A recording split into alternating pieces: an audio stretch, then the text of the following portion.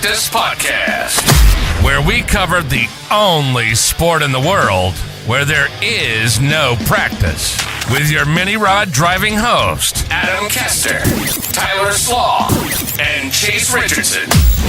Strap in for some debates on the world of pulling, exclusive special guests, and a whole lot of nonsense BS.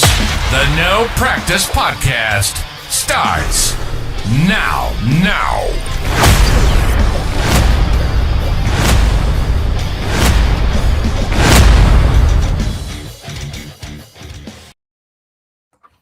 Ladies and gentlemen, welcome in for episode 56 of the No Practice Podcast, joined as always by Mr. Adam Kester and Mr. Chase Richardson. Gentlemen, how are we doing this evening? Well, not doing too bad. Just enjoying this nice, hopefully spring weather here in Indiana, and just ready to get back on this show. Never better this way, gentlemen. Thanks to the fans and everyone for allowing us to delay this for a day. Had some conflicts on my end. We're back again.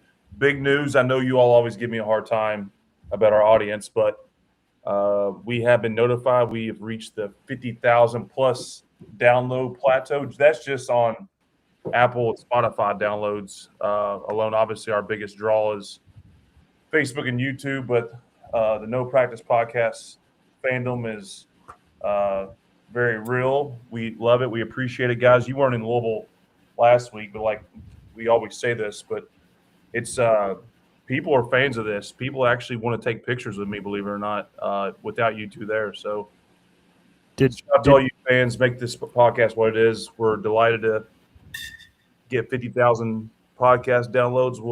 Here's to the next 50,000. I'm currently going through the farm show flu, so please forgive my lack of beverage choice tonight. Yeah, is this your first show of drinking nothing but regular just water, no beer? I have Gatorade here too. Okay, but no Busch Light. The farm show flu is a real thing. I'd love to hear some comments from fans, but like it's I think I don't get sick that often, but you can get penciled in every year after the farm show. We're all wounded for some reason. I don't know what do you all think goes into that phenomenon of the farm show flu? Because it's a real thing, and I would think we'd hear some others. I'd love to hear y'all's takes, and I have a great story from farm show flu experiences. I would say anytime you mix copious amounts of drinking with a lack of sleep, it seems to catch up with the human body in my experience. I'm always feeling a little run down after Bowling Green, for example. I don't know about you, Adam.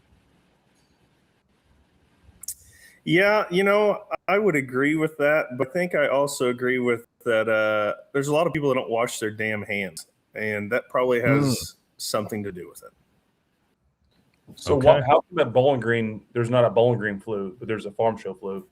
Well, everyone's not inside one giant building. That may have something to do with it. I think you all hit on the head. It's a combination of having a good time, aka probably consuming more than normal alcohol consumption. It's a combination of lack of sleep, and I think there's something to those fumes and all that being trapped in that area. I don't know. Maybe it's the perfect potion to when you go to the doctor, they identify it as the farm show flu. I had a girlfriend a couple years back who is not familiar with tractor pulling or was not, and we went and participated in the farm show. And obviously, I live close by. And we do a lot for the farm show from a recreational standpoint, and the week after I was sick. Like I'm not as bad as I am now, but I couldn't get out of bed, and I'm like, golly, I never get sick. And she's like, dude, you and your friends are out of control. All y'all do is drink. You stay up all night, and then you stay in there with those fumes. Like, what do you expect to not be sick? And yeah, she pretty well laid it out for me. Good perspective, and good riddance to her. She didn't last in the pulling world very long. She was a nice girl, but everything's about fit, right? So the farm show flu, I'm experiencing it. On to the next topic, but apologies for not partaking in the normal beverage consumption. Well, maybe it will cut down on your interruptions, which is good for you because, as you can see from last show, we still have 4 of them tallied up. And I tried to wipe it off.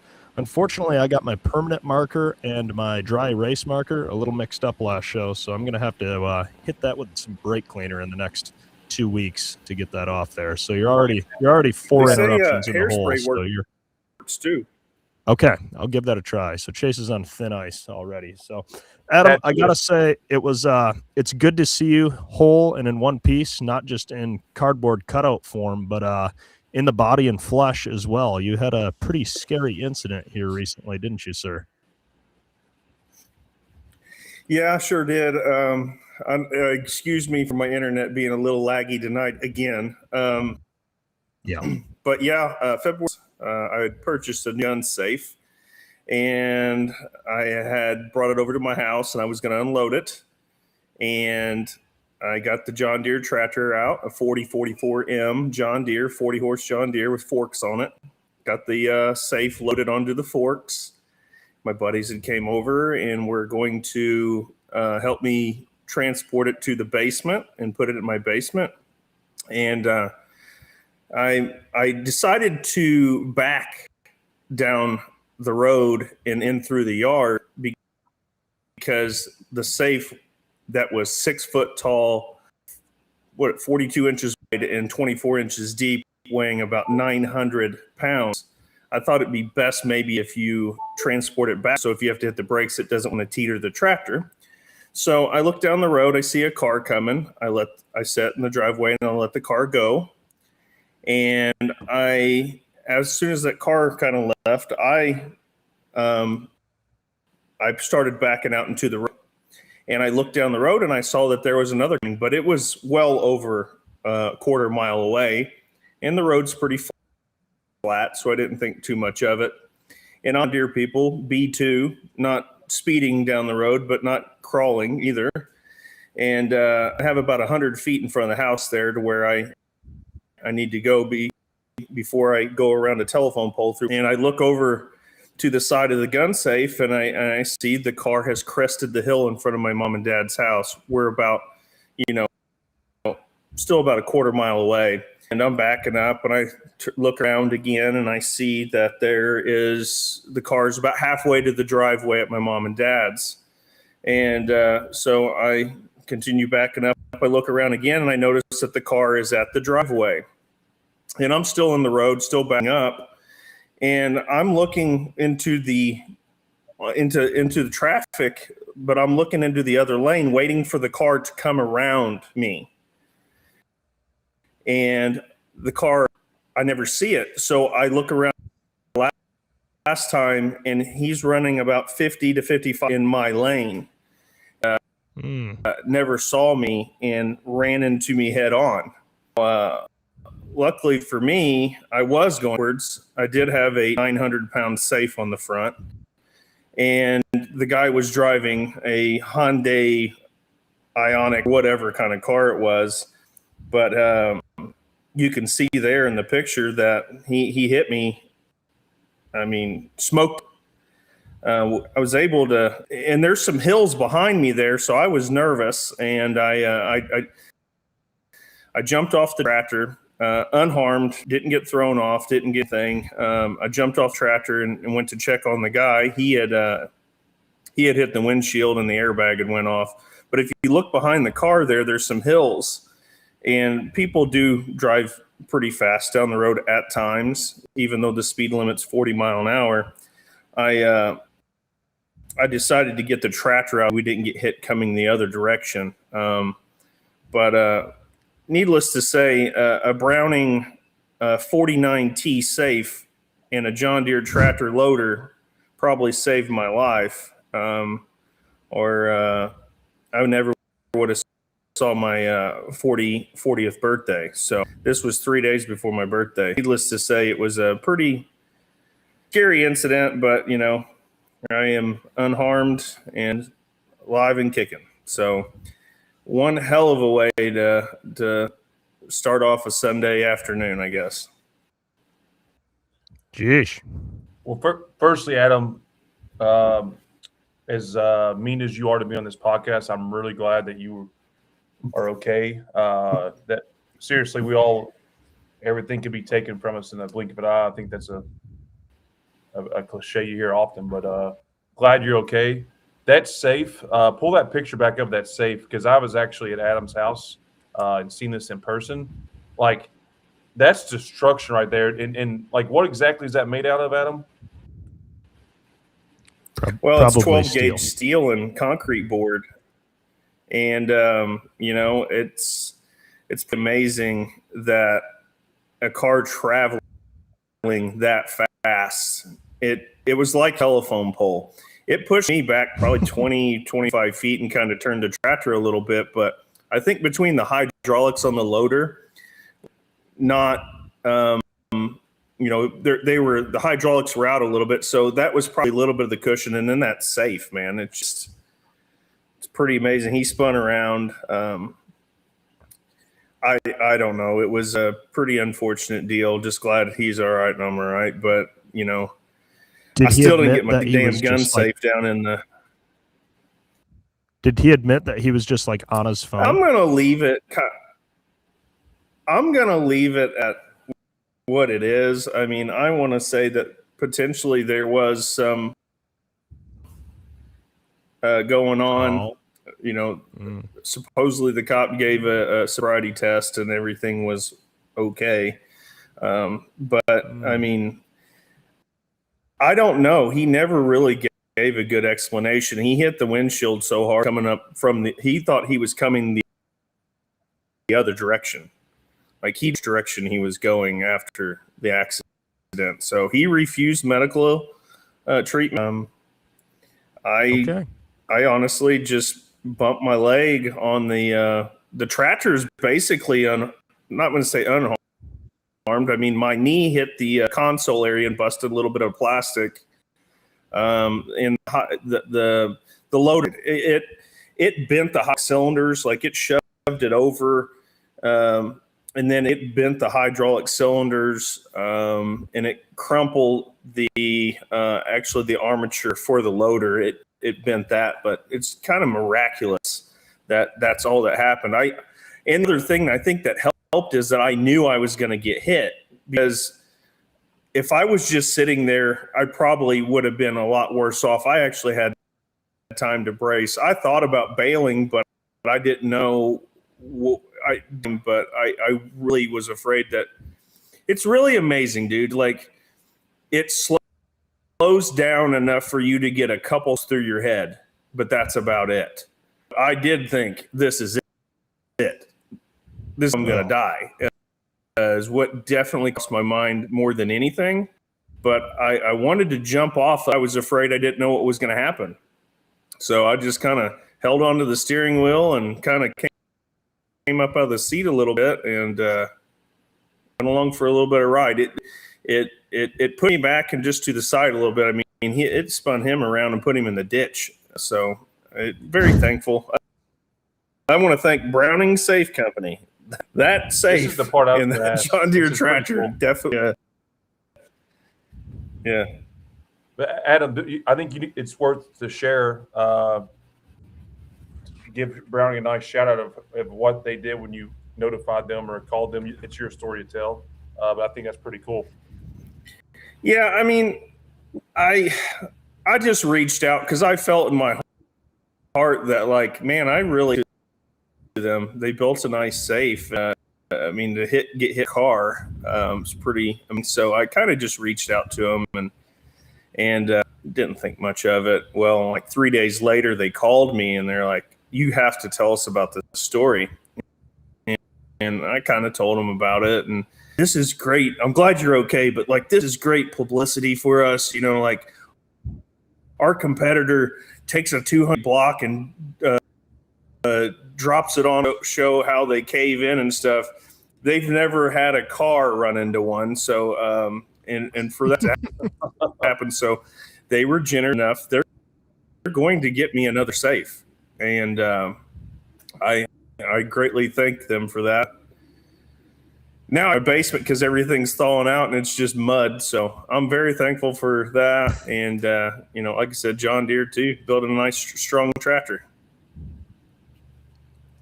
There you have it. Well, I was jealous Chase got to visit you for your 40th birthday, which is where you received that beautiful cutout, I believe. It looked like a pretty good time. So I'm glad you need to shout out Adam's wife, Jamie. There's the real Adam Kester. Had a group. I don't know, what would you say? I was probably 50 or 60 people there, if not more. Adam had no clue, which surprised me. He's normally not one you can pull one on, but my memory from this is everyone's facing the door. What's it called? Hornville Tavern. Is that right, Adam? And everyone's facing the door, waiting for him to Hornville. Yeah, wait for him to come in. Got their phones out, all this stuff, and this asshole comes in the back door like, "Hey, what are you dipshits doing here?" So the little immediate reaction was pretty unique, but it was a good time. Great celebration for Adam's 40th. The fake Adam and real Adam. Look, I love how they're side by side right there. Jesus. Oh boy. Yeah, they got me. I should have known better, but it's just reopened and the bar is popping. Like you go up there, there's cars and it was completely packed. And I drove around that place twice looking for a parking spot. And I did recognize a couple of vehicles, but it didn't register in my head what was going on. And Jamie kept telling me, she's like, "Don't you want to park up front?" I'm like, "There's nowhere to park." There was one little spot by the road he could have tried to get in, and I'm like, "Oh, we're going to the back."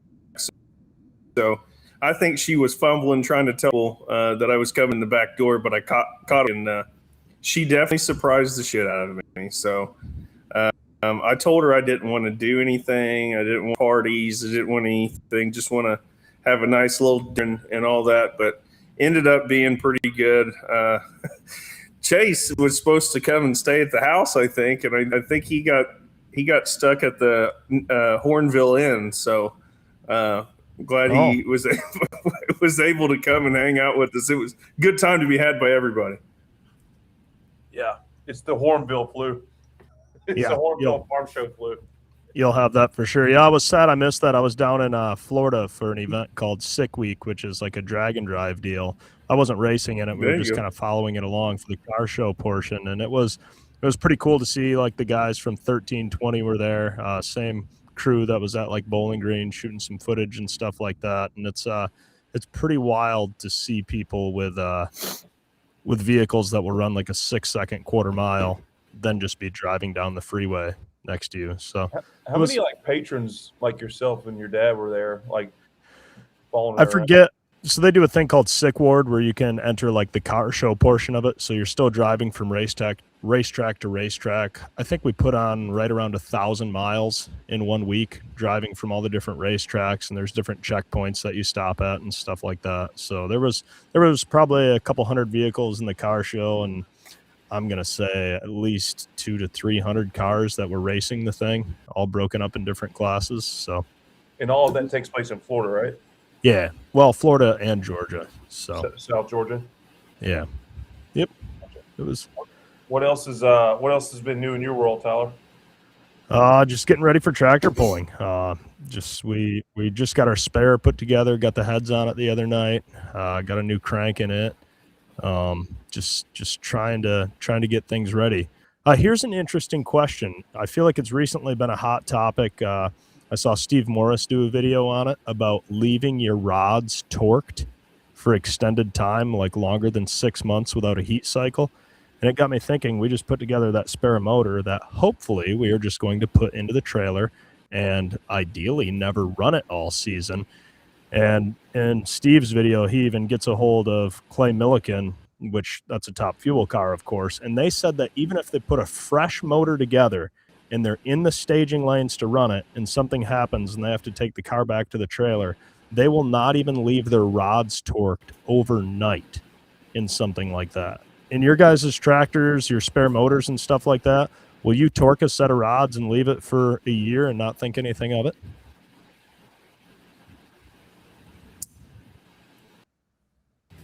Go ahead, Chase. I believe if it sits, we do drop the pan and retorque them. Correct. We don't let them sit But very long out. We don't have a calculator. Everything we do is just basically on the year. So when 26 starts, this is what we have, and at some point in 27, we take what was sitting around. In 26, we will drop the pan and retorque them. Yes. So you retorque them, but do you store your spare motor with loosened rod bolts so they're not under stress? No, because we would forget to tighten them. That's kind of what I was thinking. Adam, as an engine builder, what are your thoughts on that? I'm gonna say this is not maybe situations. I could understand that. I'll just throw a thing out to Lance Fleming, and I could be wrong here, but I'm pretty sure that he had an engine one time. He tore one up, and he had a spare sitting in his trailer. I do believe with the rods in it and the rods torqued for like 7 or 8, and he ran it after. So I don't know that is necessarily true. I know they do. You know, it's a rod manufacturer probably going to say if a guy's got a set of rod sitting on the shelf for over a long period of time, what happens is the bolt of up.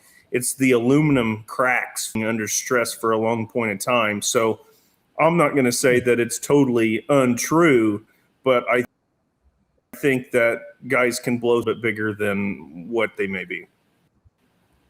I'm not one to put other people's business in the streets, or I try not to, but as I say that, I'm getting ready to do it, right? Someone credible that would make this up said Brett Berg, who pulled last week in Louisville in the modified class, broke a brand new engine, and he was told because it sat too long before he used it. So Whoa, there you go. Hot topic. I didn't even know. Someone that came across my phone. Yeah, I didn't even realize that had happened to Brett. So yeah, there was just stories. People were talking about having a spare put together and going to turn it over, and like a main stud breaking and getting shoved against the oil pan, and people being confused because in an engine that was assembled, never even ran, there was a dent in the oil pan pushing out rather than in. They dropped the pan, and a main stud was even broke because it sat for like 2 years. So I think it's worth, since we're on this topic and fans find this interesting, because everybody has a different approach or strategy, I guess, and everything we do. But like Adam, your tractor's there behind you, as you said in this podcast. Like you haven't really touched them since you got them pulled in September. So, what do you do when you leave a track in September and don't pull again for 9 months with your situation there? Yeah, you know, you hear all these things about what people do about taking the push rods out of them because they don't want the valve springs to do whatever. And it could bite. No, I don't. The only thing I do is I drain the fuel out and I spray I spray the fuel system out and get that kind of cleaned up. I'm even one of those guys. I don't even run upper lube in my fuel system. Because honestly, I believe this stuff chalks up worse than just regular fuzz. But I kind of that, and then I leave it set. Now that being, since I haven't even touched the stuff, and I will eventually take them apart. I will put new connecting rods in and all that. But I'm not one to say some of those things can be missed, and it sounds like a good excuse at times. Like it makes sense that things could happen that way. I'm not buying it 100% because you see a lot of stuff out there. It's kind of like people saying, oh, you need to take your ignition and send it off, and you have to build new spark plug wires every year. I can guarantee you that there are vehicles out there that stuff on them that's been untorqued and retorqued and under stress and detonated and this and that, caught on fire. They never seem to have problems when it comes to some of that stuff. But hey, that's just my opinion. Yeah, I can envision Randy Petro, when he would crudely take a different piston or something and put it in an engine and say, that motor don't know the difference. It'll be all right. It'll make a pass. Tyler, No, what do y'all do with I've your seen him stuff? take he dropped the oil pan, and there's a main cap that's cracked all the way from the stud down to the end of it, pan off, looks at it and goes, it's going to make another pass, and slides it right back up on there. Epic. For our winter prep, we usually blow out our fuel system, as Adam said. We have like a little tank that we fill with WD-40, and we hook the main supply line coming off the pump, and we blow pressurized air into the tank, and work the fuel shut off and the throttle and all that, and just kind of fog all the methanol out, which is really nice because it just covers everything in WD-40. It's a real treat, easy to wipe out. Smells delicious though, so it's got that going for it. And then we'll go through and we take off all the valve trains. So the valve springs, I mean, we leave like the keepers on the valve springs and stuff, but they're not being opened basically. So they're not being compressed much, I guess I should say.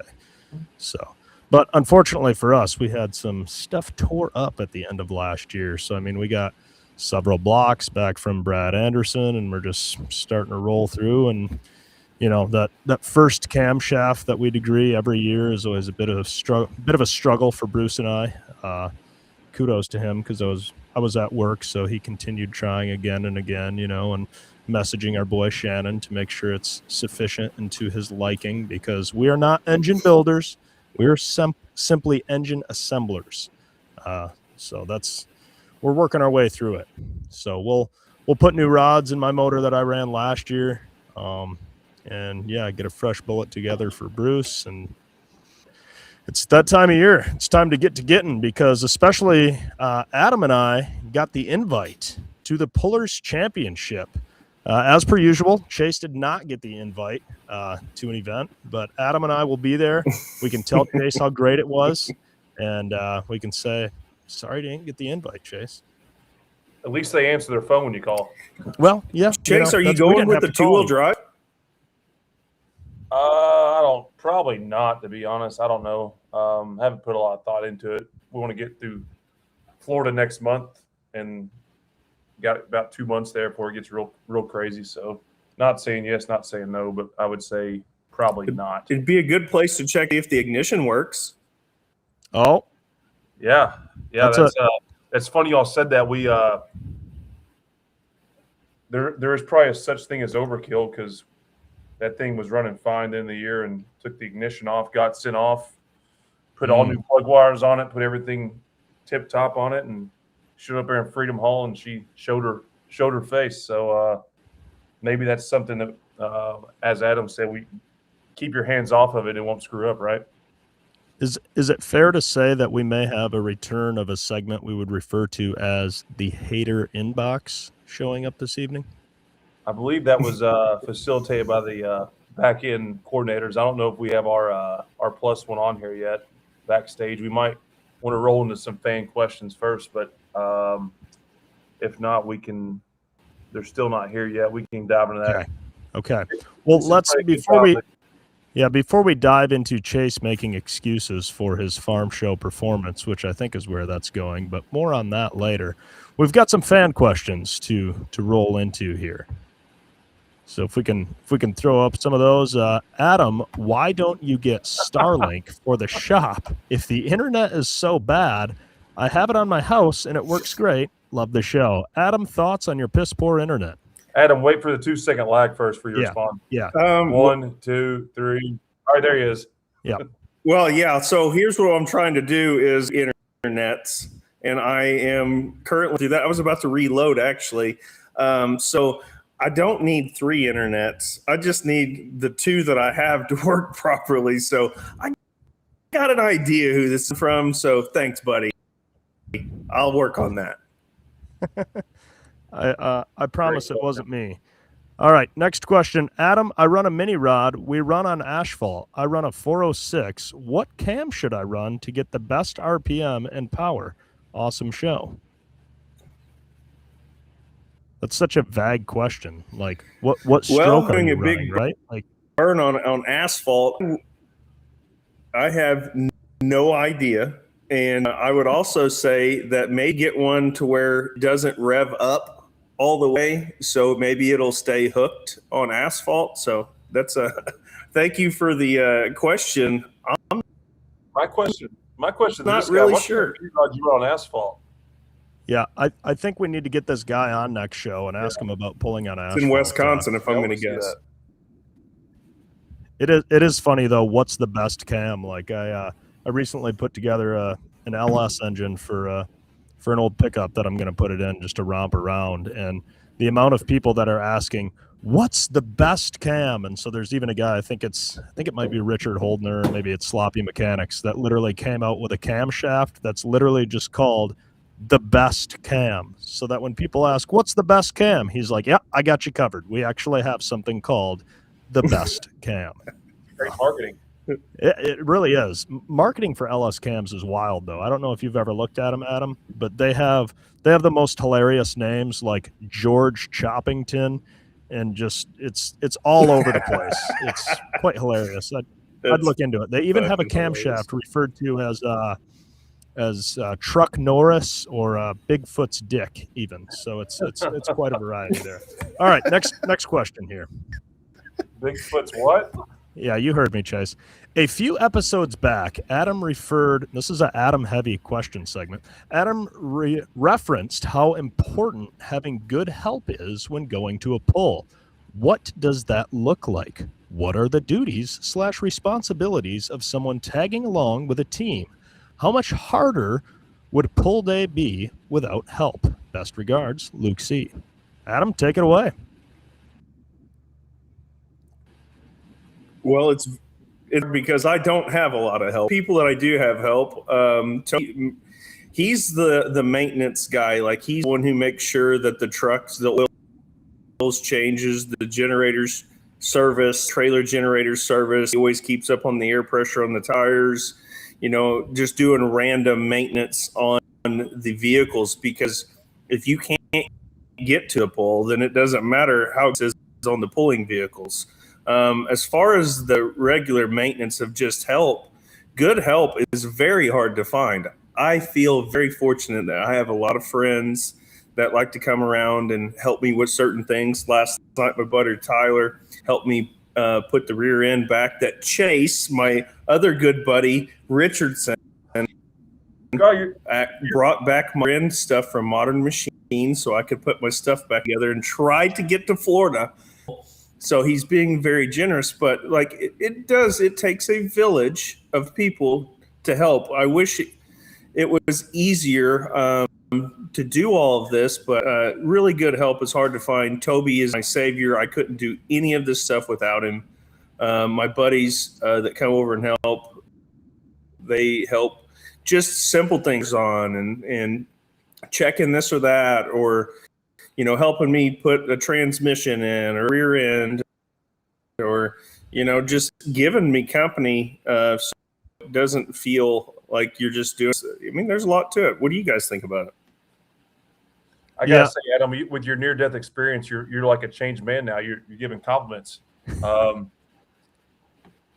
think that there's that Starlink internet. Sorry, fans. I think that people should probably know, like, go to an NHRA race and you go to a NASCAR race, like, obviously that's a higher scale probably of money being thrown around, I guess is a nice way to say it. But, like, those people are helping those teams, and that's their full-time jobs. Like, the people that generally go with teams pulling are good friends, and, some might get paid a little bit, but it's not like it's their career necessarily. So to say good help's hard to find is probably an understatement. And finding somebody that has the same passions, willing to sacrifice their weekends, do whatever it takes. I think that's, what makes this sport special to me. But I also will say we have one guy that my dad brings around that is a real pain in the ass.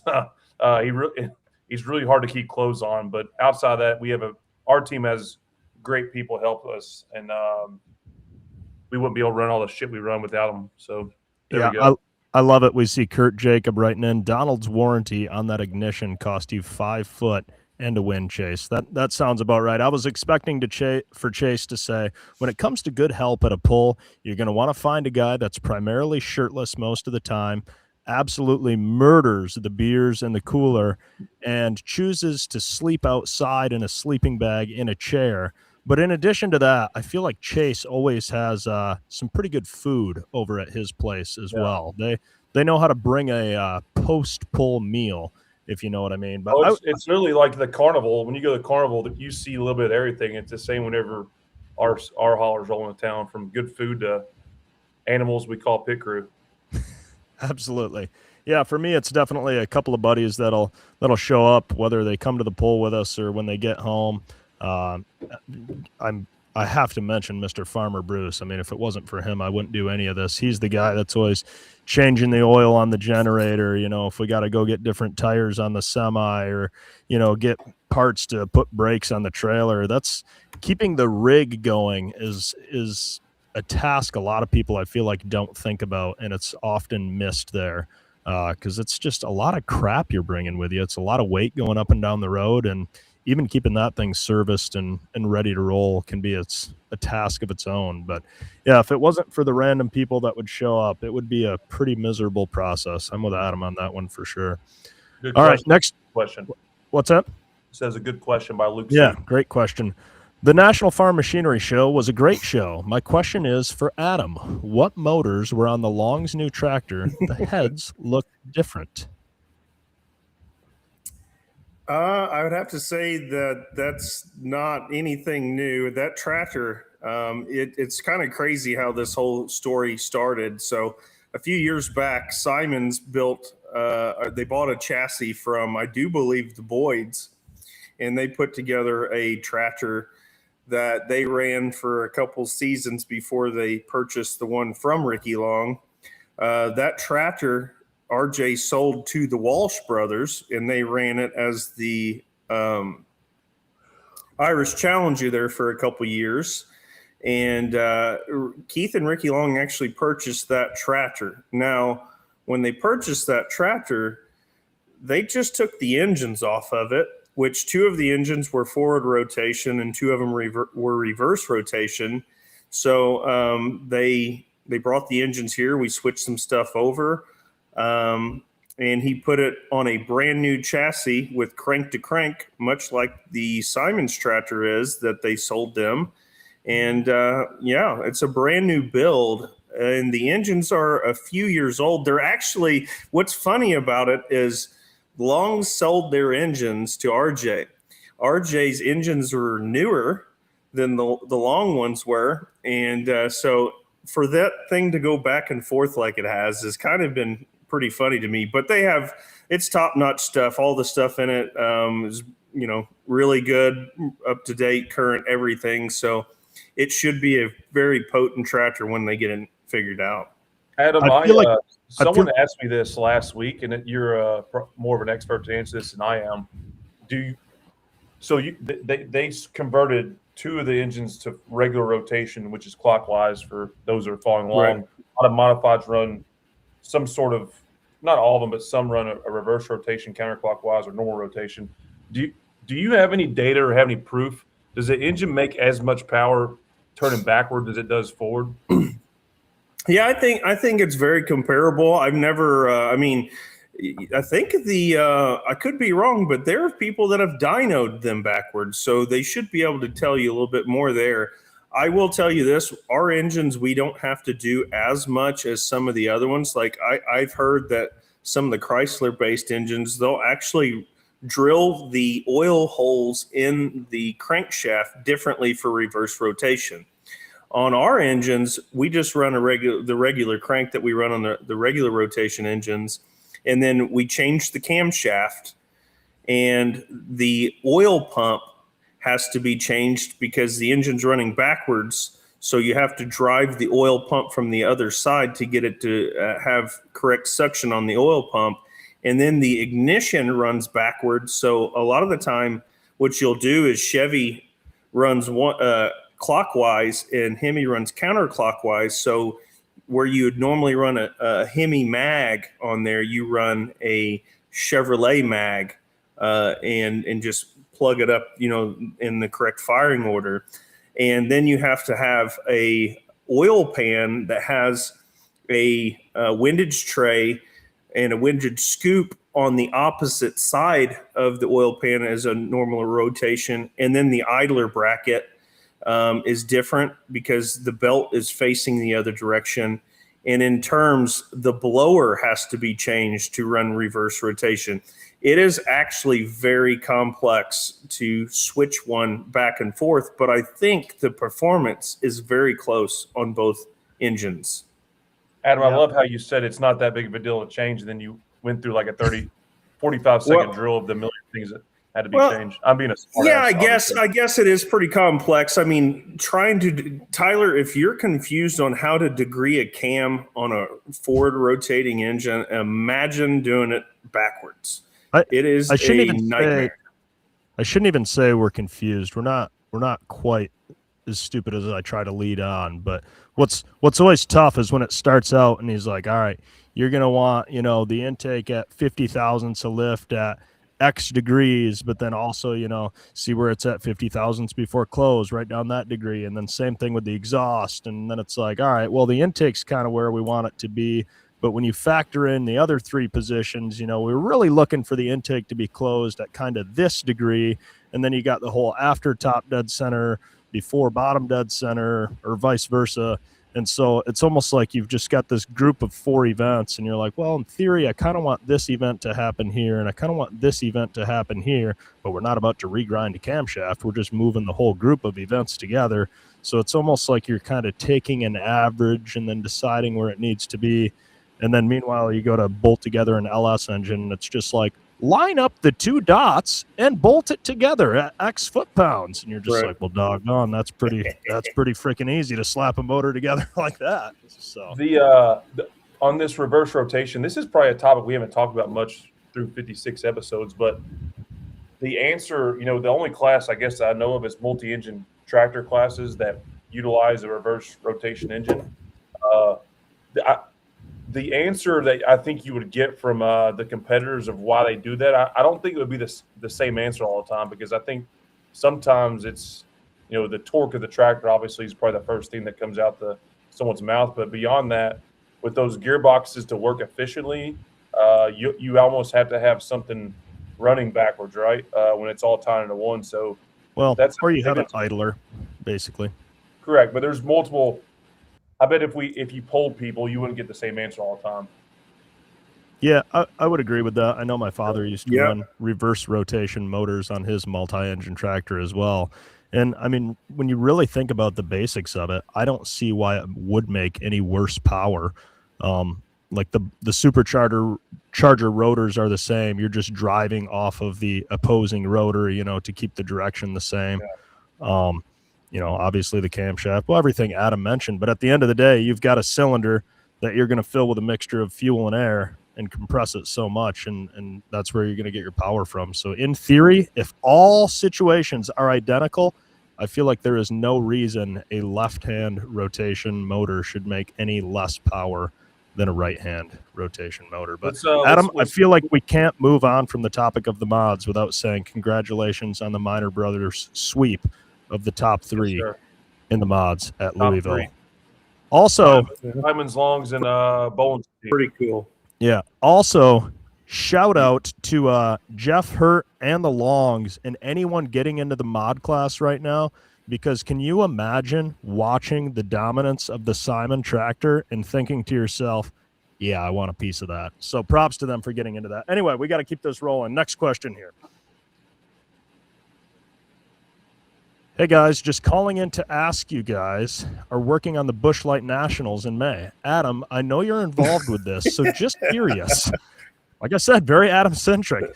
So just curious, how long is the track going to be, and are there going to be pull-offs? Adam, take it away. So the fun of this is like everybody keeps saying like I'm involved.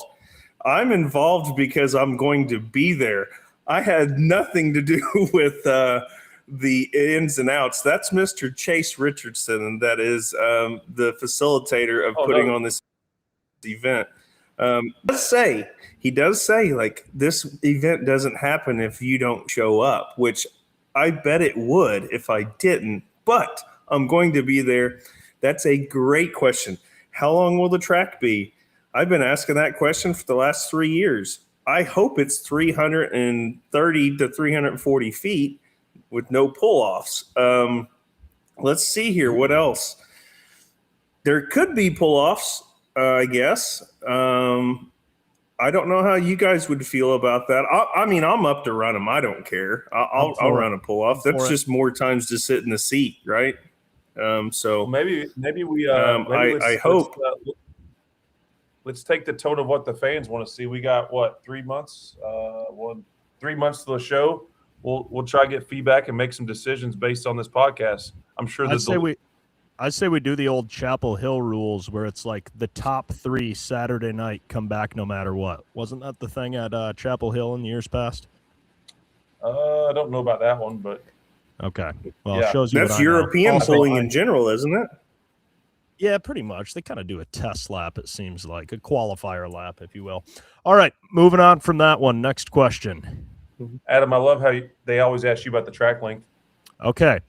Thoughts from 3 top mini rod competitors. Well, more like 2. I mean, we've got 2 champions on here. I'm just a fill-in. Consider for a minute an unlimited mini class. Chassis the same, tire the same, weight the same, any engine combo, and for Tyler, no hitch limit. Pretty much a run what you brung. This may create more variations within the class. Let me tell you, I am here for it. Adam Bauer and I talked about this many times over.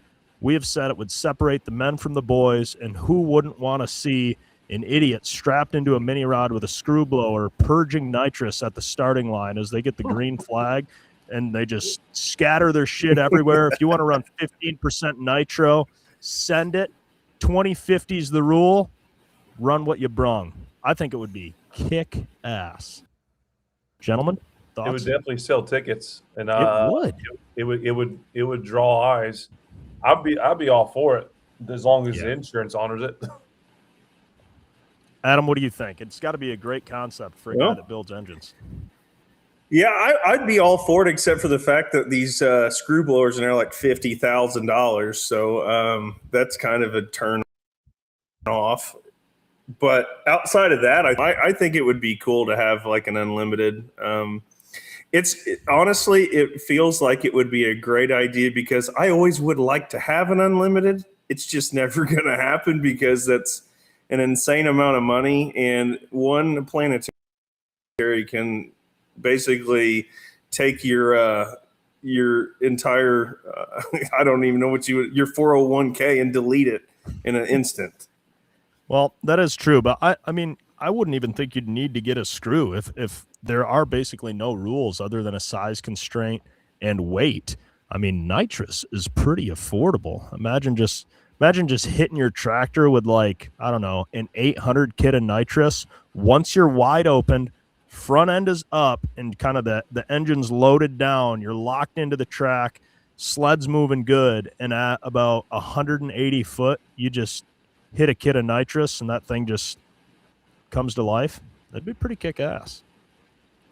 I guess where I'm at with this, Tyler, and maybe I don't want people to take this the wrong, but like it's not like a thing. Like I don't know how to do more than what I have, so I don't know how it would work. You know what I'm saying? Like what I have now is working. If I give it more, I haven't had always luck. Maybe I'm just not smart enough to figure out what to do with more power. I think probably is where I'm getting at.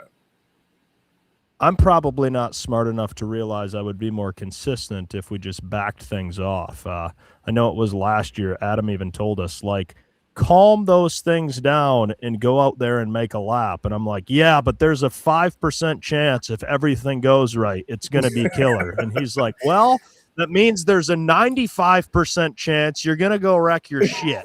And I'm like, ooh, that is tough, but it's hard to think about that 95%.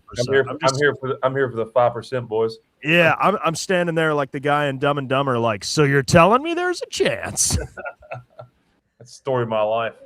All right. Well, anyway, I think that's all the fan questions we got. But as always, you can text the show, not just during the show, anytime in between shows at 270-681-0509. So thank you for all the messages. We can't get to all of them, but they are always a fun segment and pretty candid. I don't think there's no filter when you guys ask these questions. So thank you, fans. for sure. So we kind of teased it before we got into that segment, a return of something that we called the hater inbox coming back to the show. It used been to a be while. a little, yeah, we got an intro for that, I Roll it. believe. We got to roll it. It's time for Hater Inbox. And what's special about today is I don't think we've ever had a hater inbox join us on the show. So for the first time ever, without further ado, if he's still backstage, can we bring on our hater for the hater inbox? William. Oh, did he tapped out that quick? We brought him on to kick him off. Oh, come on. Now, bring him There back. he is. Throw Mr. Will LaRue up there. Will, how are There you he doing is. this evening, Will? Pretty good, guys. First, I want to thank you so much for letting me have this opportunity to come on. Don't thank Absolutely. me yet, Will. I'm kidding. Will, we're going to throw your comments up on the screen, and can you read them to Chase face to face? What was said on Facebook after the National Farm Machinery Show for him? Sure. Oh, That's a- you're that's a- going to put the second that's a one up long there, one. right? Yeah. Well, this is one of the comments. We need the original post as well, but I guess we can just We need the OG comment. yeah. Okay. All right, Will, take it away. All right. Louisville claims another two-wheel drive with ignition issues. LOL. Why is it so hard for people to just admit that sometimes someone else has a better hook than them? Okay, Will, what did you mean by that post from Mr. Chase Richardson? Well, Chase posted a video after there and was claiming ignition problems. Now, I wasn't there live. I saw the video like, 50,000 other people saw. Didn't hear any popping or spittering, which happens to a few different pullers in the past that were claiming ignition problems. But we never heard anything as an ignition issue on the live stream. Okay. And just based on what's behind you, I feel like you're no stranger to a blown engine, obviously. So you have some experience. Tell us what your experience is. Experience. Well, my dad built the first modified in 1977. I was 3. That's solid. 1985, we built the first two-wheel drive truck in the Northeast and ran exhibition because we didn't have a class. Or I'm sorry, 1985. 1995, I built my own. I have 470 something trips down the track in my two-wheel drive trucks. Okay. So, Chase, do you think he's right, or are you going to plant your flag and say, I actually did have ignition issues? Well, Will, first off, rule number 1 and excuses for losing, blame everybody else. So I don't appreciate you calling me out for that. No, seriously, it's nice to meet you. I didn't facilitate this. You can't offend me. And to be frank, I went back and watched the video after the fact. I probably did sound like a little bitch, not confirming that I got my ass beat. But I think you're right. I think I didn't take it in the chest like I should have. And I appreciate people like you to call dipshits like me out is a nice way to say it. But we did have an ignition issue. We think we did. And we'll be sure to play that card again the next time we pull and we don't win. So I appreciate you. I appreciate you reaching out. Appreciate your passion and commentary. We think we had an ignition problem, but if we didn't, we'll just be the excuse 101 again. So, Will, Seriously. real quick, is there any relation to Tom LaRue? Possible. And Possible. I'm gonna shit. use that as a very loose term. Okay. So- okay. I'm like 11th generation in the United States. I'm 7th generation on the current property. All we know is Joseph, that settled in 1774, had 10 kids. Some of the kids went to Canada. And talking to Tom 30 years ago, all he knows is someone from his family moved up from the States into Canada. Well, I'd like to think you're related for sure. Backstage, if we can get Will's other comment up on his post. Well, Will, more hang on time. a second. I Well, totally we need- changed my opinion of you if you're related to Tom LaRue. No wonder you make comments like that. Yeah. I'm kidding. We need Will's other comment up so he can read it for Chase there as well. Will, take it away.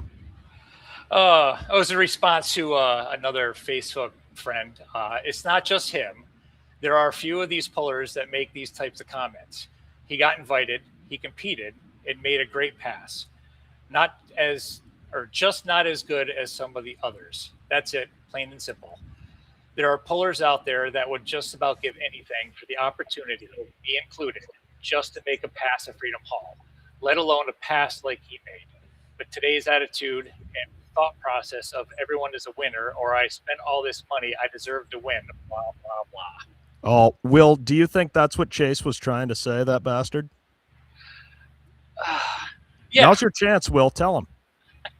Yeah, I think he, I don't know. He's got the flu, too. So maybe it was the flu talking on that video that was just about making him cry. It was Will, you're kind of backpedaling sinuses. here. You gotta stick to your guns. All right, yeah, I think he spent all that money and he wanted to win. Okay. Is there any merit that Kevin Campbell also commented saying it did sound bad in person, and Renee Theobald did back Kevin Campbell up? Does that hold any merit whatsoever? I don't know them personally. I just happen to have some of Kevin's stuff sitting at the other bench. I don't know. Either that or maybe Chase paid them off. Oh, Yeah, there's definitely that. This is all a look. When I make excuses, just make sure you don't call me out on it again, Will. I just met you. I think we can have an arrangement. Don't make me look stupid. All right, deal. Will, I feel like there was also a So- a comment about Chase being down on power. Do you think he's lacking with that Noonan and Chuck Ford program they've got? Well, I can't knock the guy. Look at his accomplishments. But it sounded great. It sounded like he had full power. I think he just missed the gear, tire, driving abilities. I don't know. Okay, I like it. What are you working on for Kevin Campbell? Can you say, or is it highly secretive? Oh, that's highly secretive for my competitor up here in New York. Okay. Will, I again appreciate you coming on here. We're having fun, heckling one another, or at least I am with you. But in all seriousness, we are. I think pullers. This is a little bit out of our comfort zone, but I think people like hearing from pullers and a little bit behind the scenes. Obviously, it's what this podcast is. We built a social channel with the guy who makes us do these videos. How do you think an appropriate way to present that in the future would be? Because I care about not looking like a little bitch. So what do you think a good way for me to deliver that message would be? I got my ass beat. We're going to try it again. Leave it at that. Well, I would have started off with the video didn't show all the behind the scenes thing, and congratulate the guys that made the finals. Yeah. Well said. I appreciate that input, and I'm going to definitely take note. Now, if it's Tyler and Adam that beat me, I will never congratulate those two. So there's always going to be an asterisk with this, but that feedback is good. I appreciate you chiming in. And at the end of the day, we're all passionate people that love a sport, and I think the more we all can give our opinions and push this sport forward to do better, I'm all in for it. So I hope to see you one day will we see you at a pool somewhere, anywhere in Ohio or near you, Will? Because you're from New York, right? Correct, upstate New York. I've pulled in Toma way back in the day, and I pulled down in the Carolinas end of the season for up here.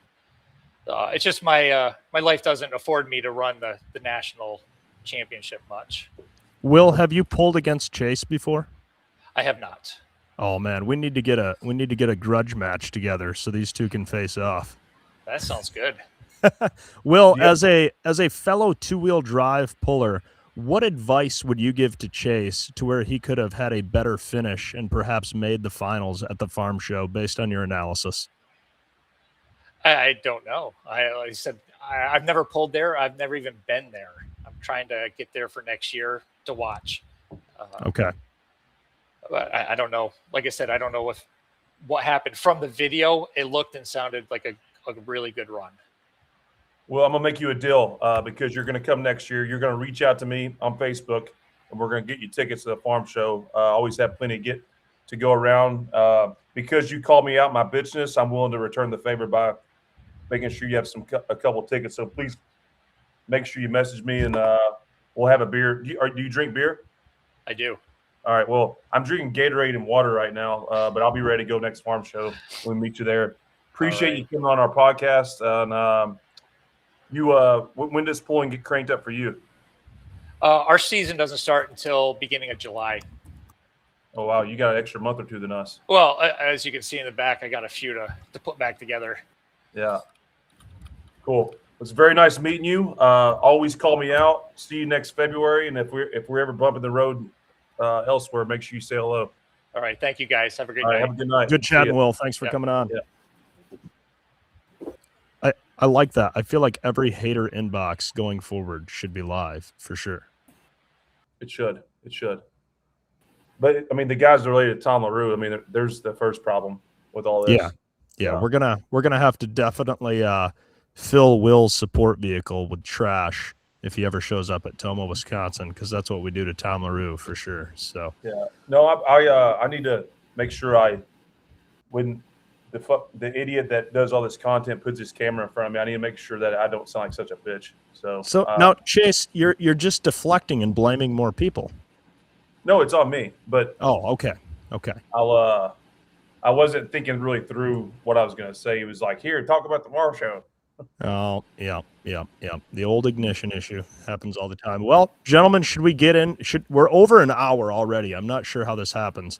Should we get into our next guest just like that? Is Adam with us? Yeah, I'm here. 5-second delay.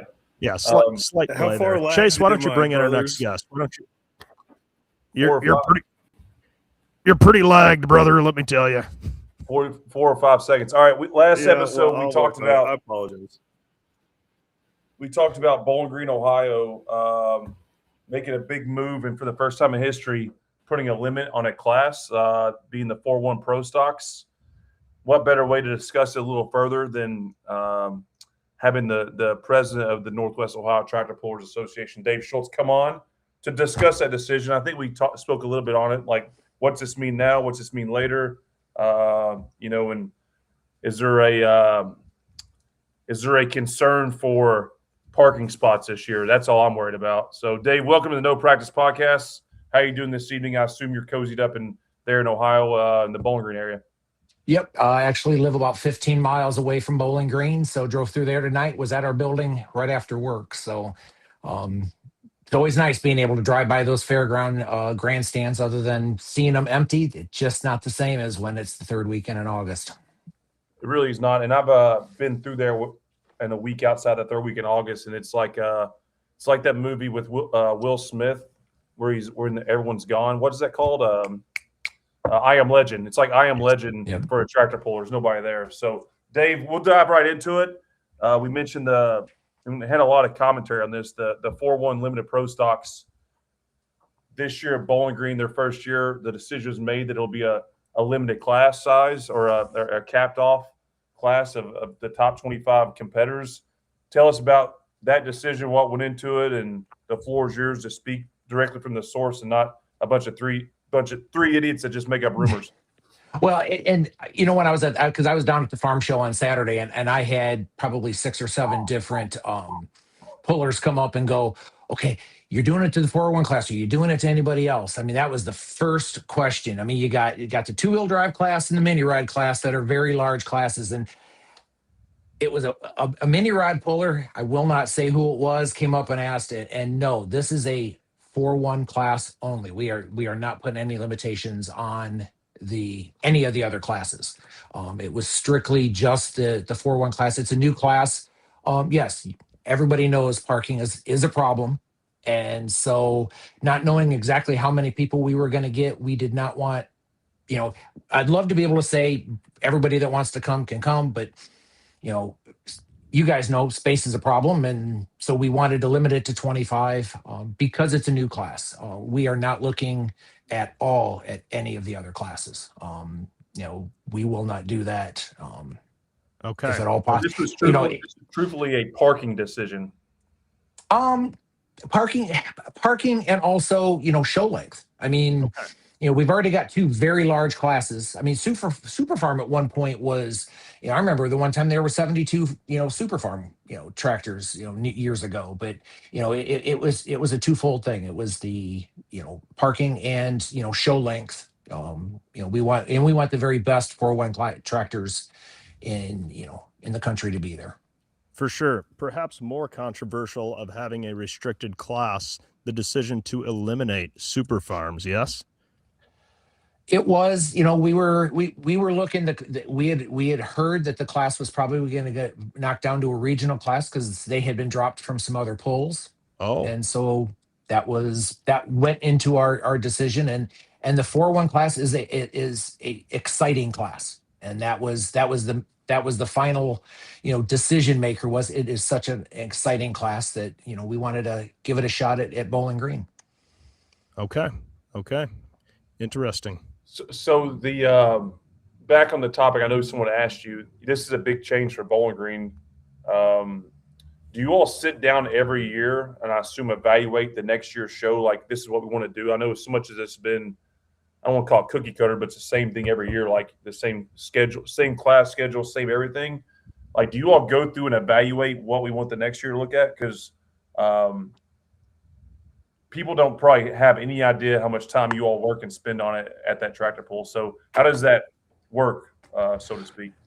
Literally the week after the pull, we start looking, and sometimes even during, like in 2025, during that pull, we'll sit down and talk, and there's times, just in passing, we'll write notes of what we want to do.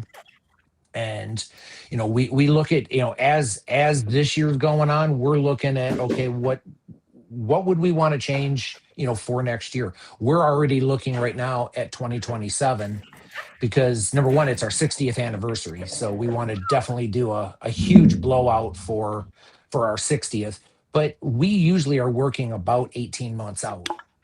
Wow. Towards the next event. What does that decision-making process look like? Is it left up to a vote of board members when it comes down to making that final decision? Or is El Presidente, do you just say, this is a great class, it's going to be the best class, we're having them in, and that's the way it is? I don't get a vote in it at all unless the other 8 guys seem to want to tie. And in the 4 years that I've been president, they never tied. So Ooh. I don't get a vote in it. I mean, literally it came down to a board vote, and it was a board vote. To change to the 4-1. And it was actually a raise your hand. It wasn't just okay, everybody say aye. I actually made them raise their hand because it's like, I wanted documentation of it was unanimous, and it was 100% of our directors wanted to go to the 4-1. I was going to ask if it was a 5-3 situation, but it was an 8-zip type deal. Yes. Oh, well, at least you don't have somebody offended in the room then. That's always good. Exactly. Is there any discussion about bringing back the cooler contest, where the people would drive like the rigs out onto the track with like the mobile coolers and whatnot? There has been talk for the 60th. There has been talk, and you don't want to do it every year. And over the last couple of years, we've made such changes to what the fans can, bring and build and everything else, that all come down to safety. Yeah. But there is talk about doing another cooler contest. Our 60th committee has thrown that out. Nothing official has been done yet, but it's like right now we're into the, okay, what do we want? What do we want the pull and the other activities to be for the 60th? Love it. That's awesome for sure. How often do you guys meet? Is it a weekly deal, a monthly deal? Our board of directors meet twice a month. They meet the first Tuesday and the third Tuesday of each month. And then our club meets once a month. It's on the third Tuesday. We have a club meeting where, as many of the blue shirts that can get there will come to a club meeting. That's dedication for sure. What was your biggest takeaway from this past year's Bowling Green, where you said, we got to change this, we can't have this again, you're not gonna see this the next year? Is there one standout thing? There really isn't. Biggest thing that we had was, I'll go back 2 years, when we first fenced in the entire campground. I mean, of the time I've been on the board, the biggest pivotal thing of, okay, we need to make a change was 3 years ago when we had people coming in and there were some problems in the campground. So that's when we took and said, okay, we need to make this choice. And we chose to put in 2.5 miles of fencing around the campground. That's the biggest, this is absolutely going to change. That was the biggest thing that we've had. That's commitment, but I know what you're talking about. I feel like it kept some ruffians out of the campground for sure. I like to go out there, just make sure everything's under control, and see how things are going. Is there any talk of increasing campground capacity? It sells out every year. We've all driven through there and you see some kind of land next door. Is there discussions of just continuing on, making that larger and larger to where the whole thing won't even fit in one aerial photograph? Not really, because if you sell camping spots, you then have to have some place for them to come up and see the pool. And if you and I see the picture you've got in the background on the back of the podcast, it's Saturday night it's totally packed. Friday night is not much behind it, and we need places to have people come up to see the pool before we start adding more and more camping. We want the fans to have a good time, and personally, we think quality versus quantity. Even though we have a pretty good quantity, but we want the quality of the entire event to be the best it possibly can. Yeah, I can appreciate that. I feel like you definitely have quality and quantity. There's really no better atmosphere than pulling out onto the track on Saturday and just seeing it wall to wall people. It's awesome for sure. David, it's February 19th, give or take. What is that? 6 months away from the, right? Can I do math? Yeah. 181 days, 22 hours, 15 minutes, and 32 seconds before we start pulling. Yeah, so about 6 months away. So we're at the halfway mark of last year to the next year, right? Yep. What can you tell fans? I don't know if you heard or not. We have a lot of fans that watch this podcast, Dave. What can you tell fans about upcoming announcements? I think the campgrounds seems like they go on sale in the spring. I don't want to. What's the timeline of things that people need to be aware of? Our priority ticket sales ended the end of January, and that was where our fans could renew what they had last year. And then March 2nd, it's all open. You can call and whatever campsites are left. We have just under 300 campsites open. People that I've had a couple fans call. I had one yesterday that I was on the phone with, and he says, I messed up. I didn't get my campsites renewed, and he has multiple campsites. He goes, is there anything you can? Multiple campsites, and forgot to renew them. I said, you had 4 months to do it. And he goes, I'm afraid to tell my friends. And so I said, well, get in line. Last year we had somebody sit in our parking lot for a week to renew because they forgot to renew. I mean, every year there's somebody that forgets to renew. But there's like real friendships on the line here for this guy. Yeah. So, and I told him, I said, and he lives quite a ways away. It's not like he's just up the street that he can just, come up. But I said, you need to, if you want him, you need to, March 2nd, you need to pick up the phone and start making the phone calls or get somebody to come in person. Yeah. So March 2nd, fans, that's a week from this coming Monday. So it's here, it's upon us. Dave, I know if people that aren't in person, the best method is a phone number. Like, what can you share backstage? Be sure to tag this for all those people that are watching. It's amazing the amount of fans you meet outside of like that geography that say, I want to go to Bowling Green one day. Like in my mind, everybody's been to Bowling Green, but it's a bucket list item for anybody that's ever a pulling fan. So what kind of information and how to get your tickets, who, what, when, where? Right now, they need to call 419 backstage. Put this up, please. 354. Yeah. 1434. 1434. The announcement, the one thing I do want to let fans know, we are currently working on a new ticketing system. Oh. The ticketing system that we had, company is going out. So we looked and starting the later this year, you'll be able to go online to pulltown.com and actually purchase your tickets online. We will actually have scanners. You will get a email with a QR code that will be scanned. The mailing of the tickets, we will not have that this year. You'll actually be able to, have it on your phone, be able to scan your ticket and be able to come in. So that's Very the nice. big thing for this next year is, during priority ticket sales. And that was actually hard to work with a ticketing company going, okay, we only want people that are renewing to be able to go from October to January. And then still in March, it'll open up. So that's the big thing that will be coming this next year is in online ticketing. Very nice. Dave, I've always wondered what goes into facilitating the iconic flyover. How does one even get started on that? There's got to be quite a backstory there. The first time we did it, it took almost a year to get it approved. The 180th Fighter Wing is based at Toledo Express Airport, about 20 miles away from Bowling Green. And, we thought, it'd be really cool to have a flyover. And so we contacted them and it took a lot of work to get it approved.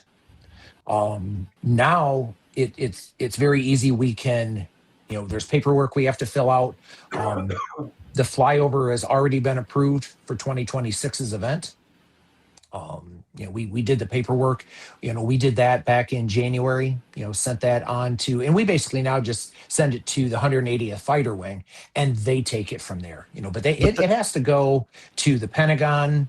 It goes from the Air National Guard to the Air Force to the Pentagon and they approve it. Then it comes back down and then they look at the schedule. The 1 year we didn't have it, it was actually approved, but they couldn't get it scheduled because they weren't able to fulfill that. So, but how did they dial in the timing perfectly? Because it's not like they finish the anthem and 2 minutes later, here comes the plane.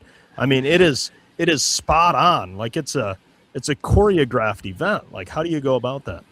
Well, we tell them, okay, when we start doing the scheduling, we say, okay, this is when it's going to start. And for them, it's actually a training mission. That's how the armed forces have been able to work it. It's actually a training mission. They have to be over the target at a certain time. They do have a ground pilot. So they know that, okay, the anthem is starting. They actually have a ground pilot keyed up. And I've been told, I'm usually out on the track during the actual, because we have our blue shirt parade during that.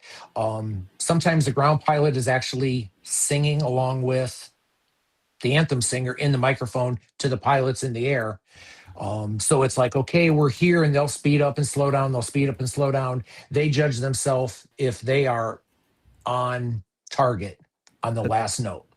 That's interesting to hear. It's got to be some pressure for the person singing the anthem as well. I mean, we all see the bets for the Super Bowl on the over-under.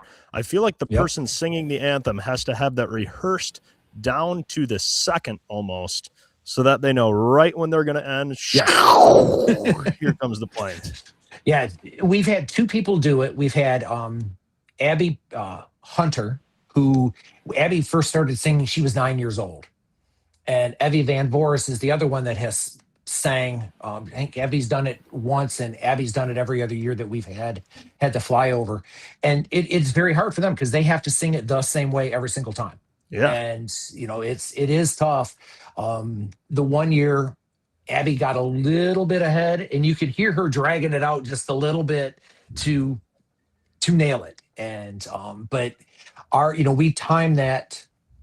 That whole opening ceremony from start to finish, it has to start at a given time. We actually have somebody that is the clock keeper, and he's telling Greg Whitaker, who does our our opening ceremonies. Greg does a phenomenal job with that, but he's got it down to the minute. He goes, the Ragged flag is going to be, this many minutes and seconds, and every single thing.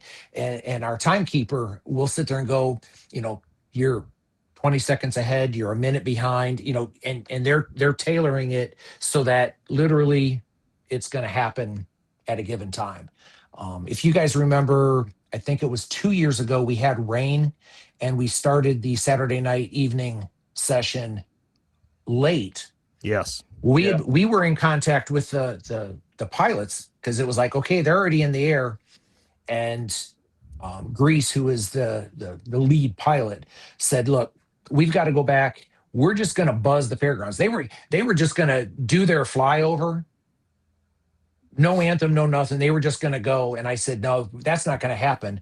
When are they coming? They said, we're going to be here at 7:00. And I said, when do we need to start the anthem? And it was like 6:58:20. And we said, all right. So we threw the entire plan out for the opening ceremony and said, all right, this is what we're doing. And we told Abby, start singing. And here we go. And it worked. They were dead on. And so it was really cool. This last year, they were given things. Usually they flew back a second time, and they were given a directive they could only fly over the one time this year. So we're hoping that loosens up again, because the second and third flyover is a lot of fun. Yeah. Did they get scolded for that second one, Dave? Did you get someone in trouble? I didn't get anybody in trouble because we don't ask them to do it and we don't tell them to do it. The pilots absolutely love doing our flyover. They said ours is one of their favorite ones to do. And Grease, who was the lead pilot since they've been doing it, actually is a Bowling Green State University graduate. So cool. he knows the event, he knows the area, and just loves doing it. Can you imagine if that was his God-given name, Grease? Yeah. It can't be, can it? No, Roy Poor is the pilot. And he told me, when they get done doing their flight school, they're taken out and they have like a celebration, and at that point they're given their call sign, and they get zero input into what it is. I love it. All right, real quick before we let you go, Dave, if you had to pick one tractor puller to place as the president of the Blue Shirts, and I know that's not how that system works, but just for fun, who are you going with that you think is going to kill it? I'm going to go back in history. Oh, but it would have to be co-presidents. I would absolutely love to see the Banner Brothers. Okay, wow. Very good answer. Awesome. Because and part of that is that's the very first tractor I remember seeing go down a pulling track. The very first one I remember seeing was their 6-engine unlimited mod in Bowling Green in 1983. So, but I would just love seeing the ingenuity that those guys had. Any problem that would come up, I'm sure they would be able to figure it out. Just like our Blue Shirts now. You throw something in front of the men and women of the Northwest Ohio tractor pullers, whether it be weather, whether it be, power outages, whatever it is, they can make it happen. When we've had weather, I don't go to the track crew and go, can we pull? It's when can we pull? If it stops raining, those men and women will do everything they can, from taking a foot of dirt off the track to whatever it takes to be able to do it. And, it's an honor to be part of the Blue Shirts and what I do. I tell them I love being able to brag them up, because if they can, if at all possible, if they can make it happen, they get it done. And that's, anything you put in front of them, they make it happen. I love it. And that's what makes Bowling Green so good. And I'm always honored to pull there too. So don't ever cut that mini rod class down, no matter how much they try to commit to it. No, I tell you this, and I appreciate to all of you pullers working with us on, limiting what you bring in, limiting the vehicles, parking them outside, limiting the extra campers and condensing stuff. You guys all work with us to be able to, get as many of them in. My puller parking crew, every year they're already looking at aerial shots to see where they can do, and we're able to we're already working on a little extra space within the fairgrounds to be able to accommodate all of the pullers, because we don't want to have to stand there at the gate and go, I don't have room for you. And so, but no, we appreciate everybody coming, and it's all of the pullers and the fans and the sponsors that make Bowling Green Pull Town USA. Do you think me, Tyler, and Adam could ever put our pit in the campground, or is that something in the future? I don't think so. You guys would get in trouble. Well, we would if we rented the campsites, we would be able to, right? They're already sold out. Oh, good answer. Okay. See what you did. Yeah. So, All right, we'll work on that for 27. Putting our 3 pit spots in the campground. We're very. Oh, wait a minute! You can't, because you know the rule. You can't take fuel out in the campground. All right, we'll store our fuel at somebody's rig. We'll find somewhere else to put it. Yeah. So, Dave, appreciate you coming on. Appreciate your transparency on the decision made with all that.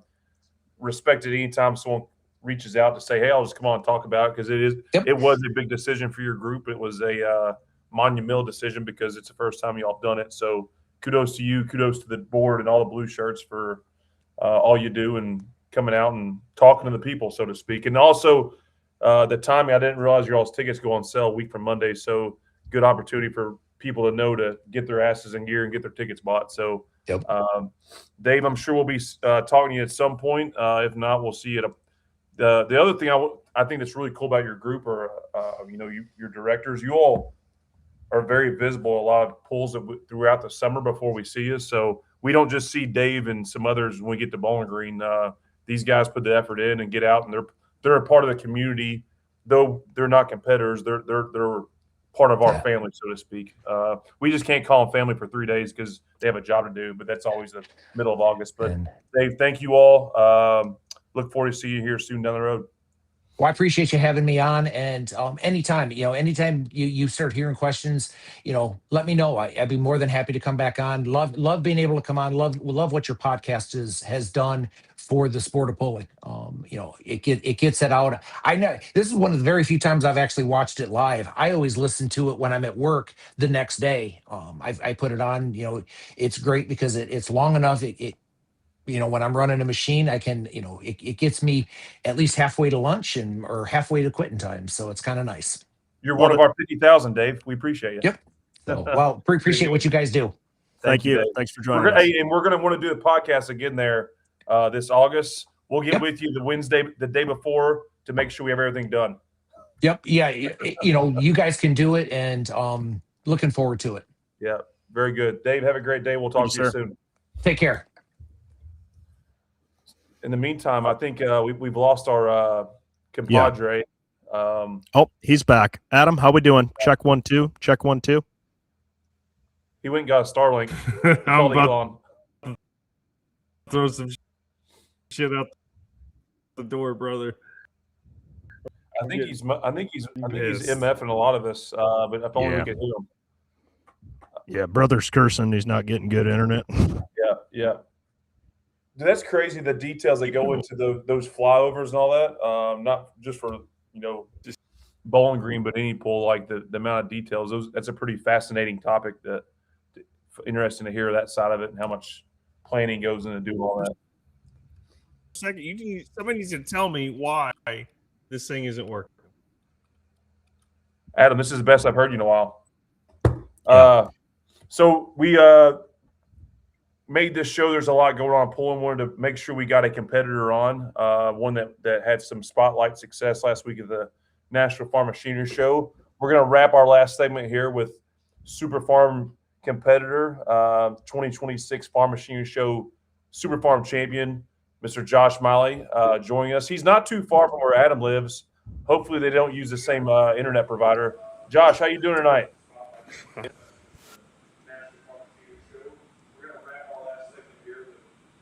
Josh, can you hear us? Oh, is Josh muted? His internet bad as mine. Josh, right? What do y'all use out there, Spectrum? Josh, are you muted? Can you hear me? Yeah, we can hear you. Is there a little bit of a I lag? can't hear anything on this end. You can't hear anything? Yeah, I can hear you. Oh, I can hear you too. It's Brooks, right? Computer audio up. Yeah. We got Spectrum. Yeah. You got Spectrum? Yeah. Okay. Try cranking that audio up. Well, you must be able to hear us now, right? I think Or is he's it way just- behind because he just answered the Spectrum question. Just muted. Okay. Can you hear anything? Yeah, we can hear you. Can you hear us? My phone. See if it'll. I think he's about good 30, 40 seconds behind us. Yeah. Okay. Yeah, we'll hang out, Josh. No worries. You and Brooks get it sorted there. Well, Maybe we can get a sponsorship for Southern Indiana Wi-Fi for this Oh. show. that'd be good. The ironies of Adam and him being close by. Yeah, maybe there's you something wrong with it. kind of teased we may have that. And our other guy with crappy internet, Mr. Adam Kester, joining us this evening. Oh gosh. Oh, Oh, Here we wow. go. Years now. Yeah. So you can use your phone if you log in with the phone, maybe. Yeah. We don't get to 50,000 Spotify downloads without good IT Yeah. on this podcast. Well, this is why we call it the No Practice Podcast. All right. There is no practice that goes into this. And in all honesty, 2 out of 3 guests, we kind of seamlessly transitioned right into them without much of a problem. So I'll take that. You know, it's over half. It's not bad. Yep. Josh, can you hear us? On his cell Yeah, phone I now. can He's hear good you. now. He's on Yeah. his cell All phone. right. In today's day and age, a cell phone is king over a laptop. How strange is that? Yeah, I'm not too computer friendly either, so probably me. Well, you know what? You're not computer friendly, but you are a farm show champion. So Chase might have good internet, but he didn't even make the finals. So tell us all about it. How was that for you? It only took 22 years to achieve that, but I didn't have ignition problems on my setup, so we're all good. You just had 22 years of ignition problems. You got to blame it on that, right? That's right. That's Yeah. right. So you've been pulling up there 22 years, and that was your first ever championship, Josh? So we've won preliminaries, got second in the finals several times, but I've never actually won the finals. Wow. So that was it's always a big deal. But I for some reason thought you'd won it before, but I guess the preliminaries had me mixed up in my head. So that's you're what are you 2 hours from Louisville, give or take, roughly, Josh? Yeah, hour and a half, hour and 45. Yeah.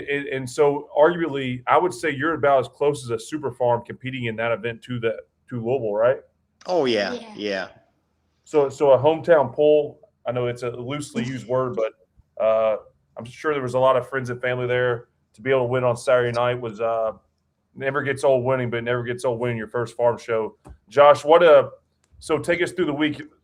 I think you ran the first night on Thursday. Am I not mistaken? Yeah, we ran Thursday, got beat by 4.5 inches or something like that. We come in second, and then which is just getting in the top 4 is the big thing on your preliminary night, and then I think we won the finals by almost 4 foot. So pretty big deal down there. Yeah.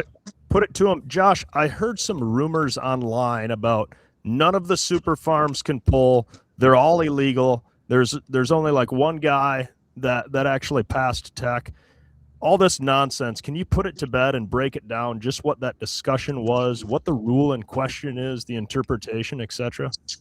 So any class with a limit always has people trying to push the limit, and I'm not exactly sure how far you are from the guy that lives in Michigan, but he likes to push the limit, and he's a very good builder, very very competitive builder.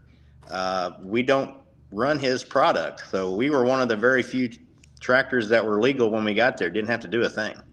Oh, So, so Josh, tell us what Josh, this we struggle infraction with- was. Josh, we struggle with code words. What's his name? Just tell us what it rhymes with. Rhymes with? Yeah. I'm not sure his last name rhymes with anything. Oh. Oh wow, little juicy far pulling. I like it. Seriously, like, are you allowed to? What's the business? I'm super farm dumb. I'm dumb a lot, but I don't like who we talk about. Can you reference the business, or if you want to pass, you can pass. Well, I mean, it's no secret. Apex Turbo was the turbo that wasn't legal at the farm show. Everybody interprets the rule their own way, and the way he interpreted it, he thought it was legal. The way they interpreted it at Louisville, the way it's written, It was not. So Tell us how it's written in that interpretation. What And we're not- rule base is defining the rule? Josh, you never knew winning a farm show was going to put you in a hot seat like you've never been on before. Well, oh no, that's okay though.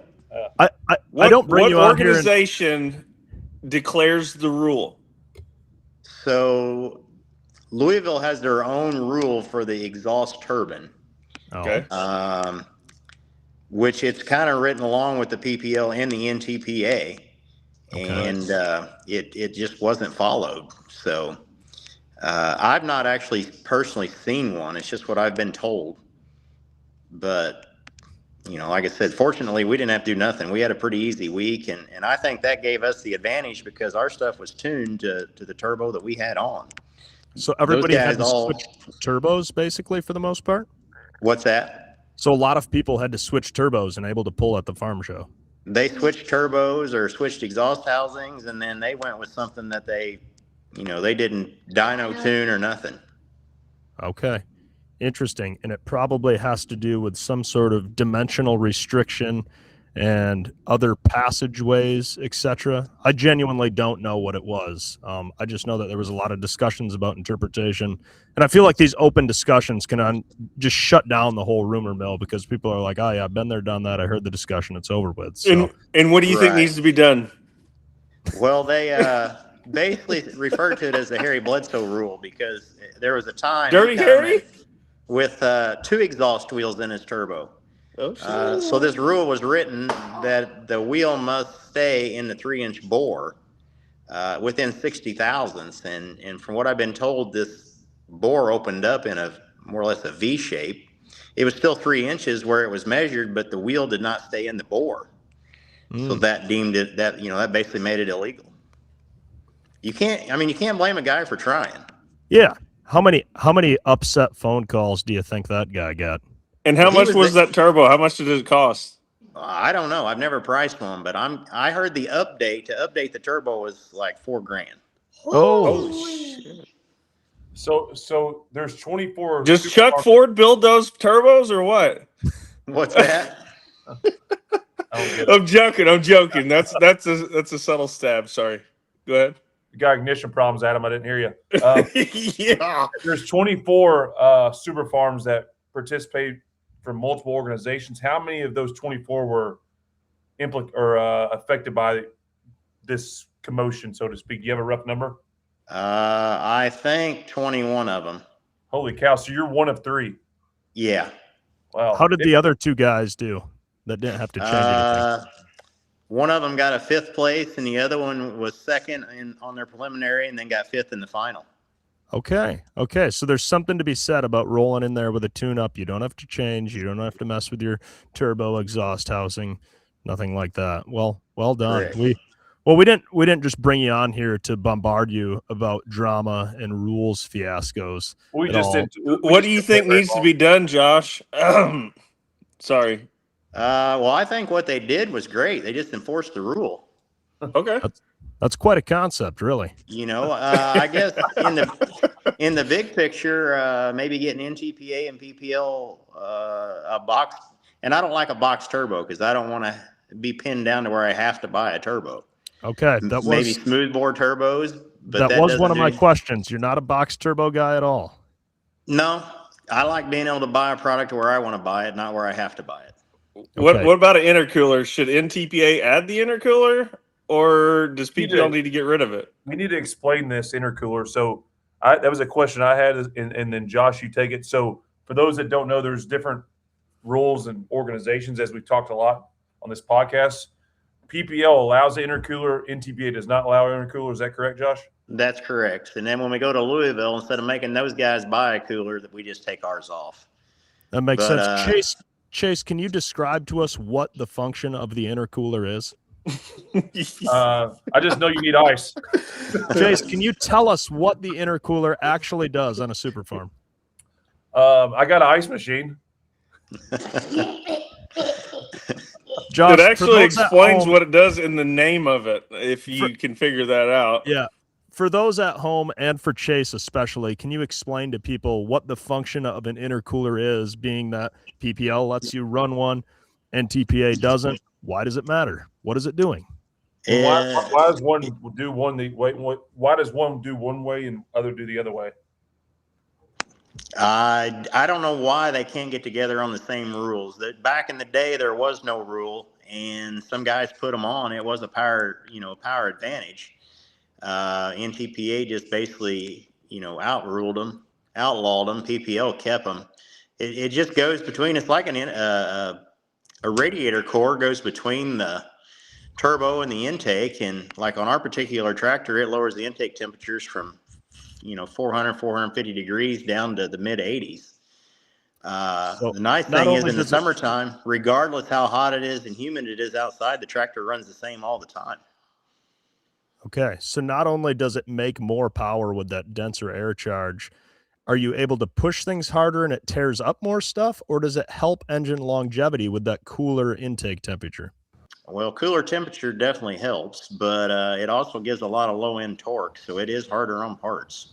It is harder on parts. Okay. Have you ever considered like a dry ice acetone bath for even cooler temperatures compared to just ice water? It will not work. Dry ice actually boils water around it, and it will not get cold. Well, that's why I said acetone, not water. Okay. Well, I don't know. I know years ago. What are you doing, Tyler? Alcohol. They said alcohol would lower the freezing point of water, and that did not work either. Yeah. Tyler, nitrogen does. Tractor. They're not cooking meth or pulling tractors. I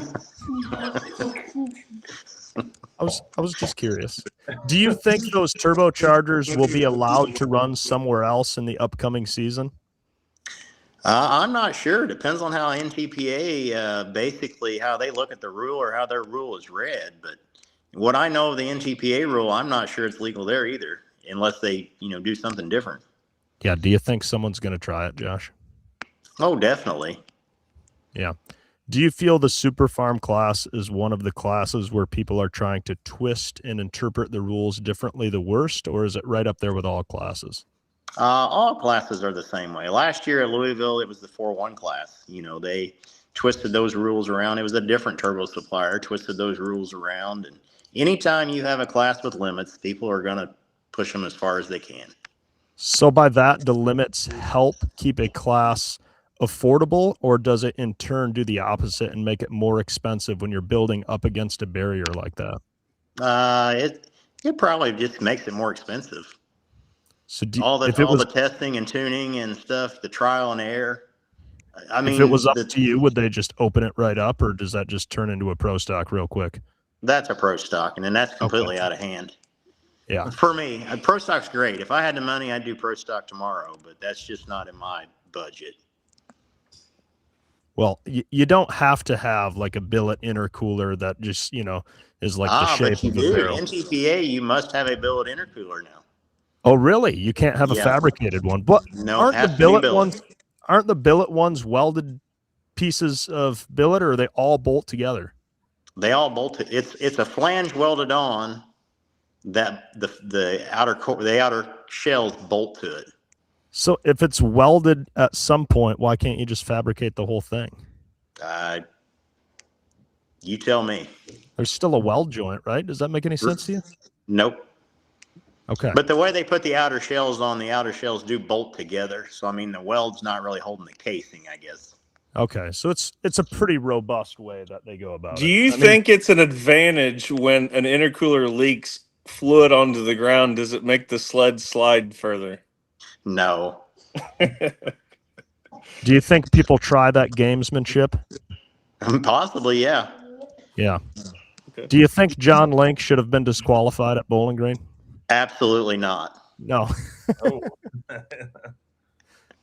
He'll take joy in hearing that. But he got some wins as well at the farm show. He had a pretty good weekend. Yeah, he did real well. That was the last pass on that rig.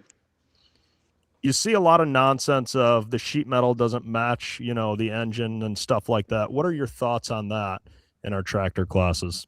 I don't think it matters. It gives the class some color, and you can't build a Ford engine to compete. I mean, why not? I would agree with that. It's a hot rod anyway, so I mean, it just doesn't really matter. It's not going to be in the farm plowing anytime soon. Right. Yeah. Josh, the Super Farm class right now, you just heard Dave Schultz on there.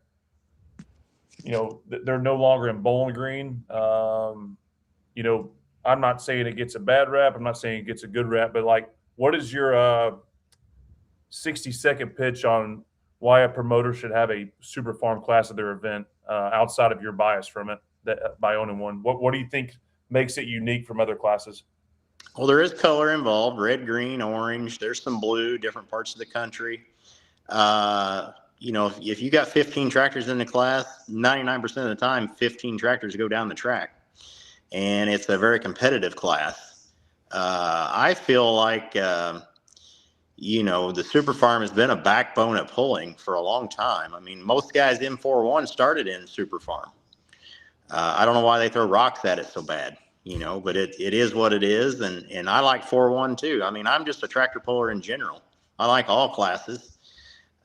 If 4-1 was closer to home here, or the 5-0 class had classes closer to home, I would probably entertain one of those. But right now we're staying where we're at because of what it is. What would it take to convert your tractor as it sits to a 4-1 Limited Pro money wise? And what do you have to do? Biggest thing we would need is a recast block. We've got the billet crank, billet rods, billet head. We'd probably change heads, camshaft, turbo, pumps the same, probably 50,000, and we could step up. That's crazy. $50,000. Yeah. If you're mad that your class was at Bowling Green and you want to go to Bowling Green, it's going to cost you $50,000 to build a tractor to go there. To change mine to go do that. Yes. That's crazy. At the ground level, Josh, if we were to build a brand new Super Farm and a brand new 4-1, are they about the same budget to start from the ground up? Yeah. The only difference would be the block, honestly, about another 10,000, 15,000. And now that they've introduced the component chassis into the 4-1, that's it's basically on its way to become another pro stock, though, right? Yeah. Do you think the 4-1 component, 4-1, the light pro component, and the 5-0 should have all been combined, in my opinion. I was about to ask, do you feel like there's too many classes? Do they need to start grouping them together? Especially on the regional level, when you have a class of 3 tractors or 4 tractors, that's not a good class. So explain your solution to fix it from Josh Miley's standpoint, if you were the decision maker, to simplify that. Well, we'd keep the hot farm guys at 510 cubes. We'd make Super Farm probably 540 cubes. Then we'd have a 600 cubic inch class, which would be the 5-0s, the 4-1s, and the what's called light pro all together. Mm-hmm. Maybe even 570, and then you'd have your full blown pros. While we're on the topic, do you think the diesel supers and unlimited supers should be combined as well? Yeah, just because of number standpoint. Yeah. It's obvious now the diesels will compete with them. Yeah, I feel like Colin's proven that for sure, and even some of the other guys have poked it up there with him. Yeah. So, Josh, the shifting gears a bit, this past year has been I guess what you call an eventful one for you and your family there. I think we've spoken of it in this podcast, but can't remember the exact time of year. But your shop there, you work on a lot of pulling vehicles. Smiley Performance, right? Is that the title of it? Yeah, Miley Machine and Fabrication. It was close. Miley Machine and Fabrication. So good research, Chase. Yeah, a tornado came through, and you can kind of take us through the rest and what happened and where you are now, and the craziness of going through all that. Well, it's been a very busy year. It was March 15th, 2025, actually 3 a.m. Funny story, me and my wife and my son was going to build a new house. So we moved out of our house and tore it down and moved in with my parents at the farm. We lived there 6 days, and then the tornado came and basically took my shop, two of our other farm buildings, our complete grain setup, and their house as well. So at that point, we were all homeless. we ended up living in a camper for a while, and then we built an apartment in the. We'd had a newer farm shop that got hurt but not destroyed, and they fixed it up, and we kind of put an apartment in there, and that's where we lived. Since then, we moved into our new house, and life is good again. But they got all of our bins back up. The big building that you're seeing there, it was back up within 10 days of the storm. That the building company really took care of us, gave us some place to put stuff. All of our bins and stuff were back up by harvest. We put up 8 new bins, a little over $4 million worth of damage altogether. Jeez. But most importantly, Josh, no one was hurt, right? No. And it really, for the damage that was done, we all went to the basement there of the house. We all just kind of stood there and looked at each other. It didn't make a lot of noise, but you could tell it was bad. So, tell us about that's that one thing that tractor. I've found from that stuff. Josh, I mean, we're kind of like when they say Tornado Alley, you kind of look at it in different ways. Like you, from where you're at, when it gets to the Ohio and Wabash River, anything is possible. Like, yeah, it could completely miss us, or you're right in the thick of it. But if you're in the basement of a house, like my parents' house, you really don't hear what's going on. It's more just show up and assess the damage. I mean, that storm, we actually saw it. We absolutely got nothing here. It didn't even hardly rain.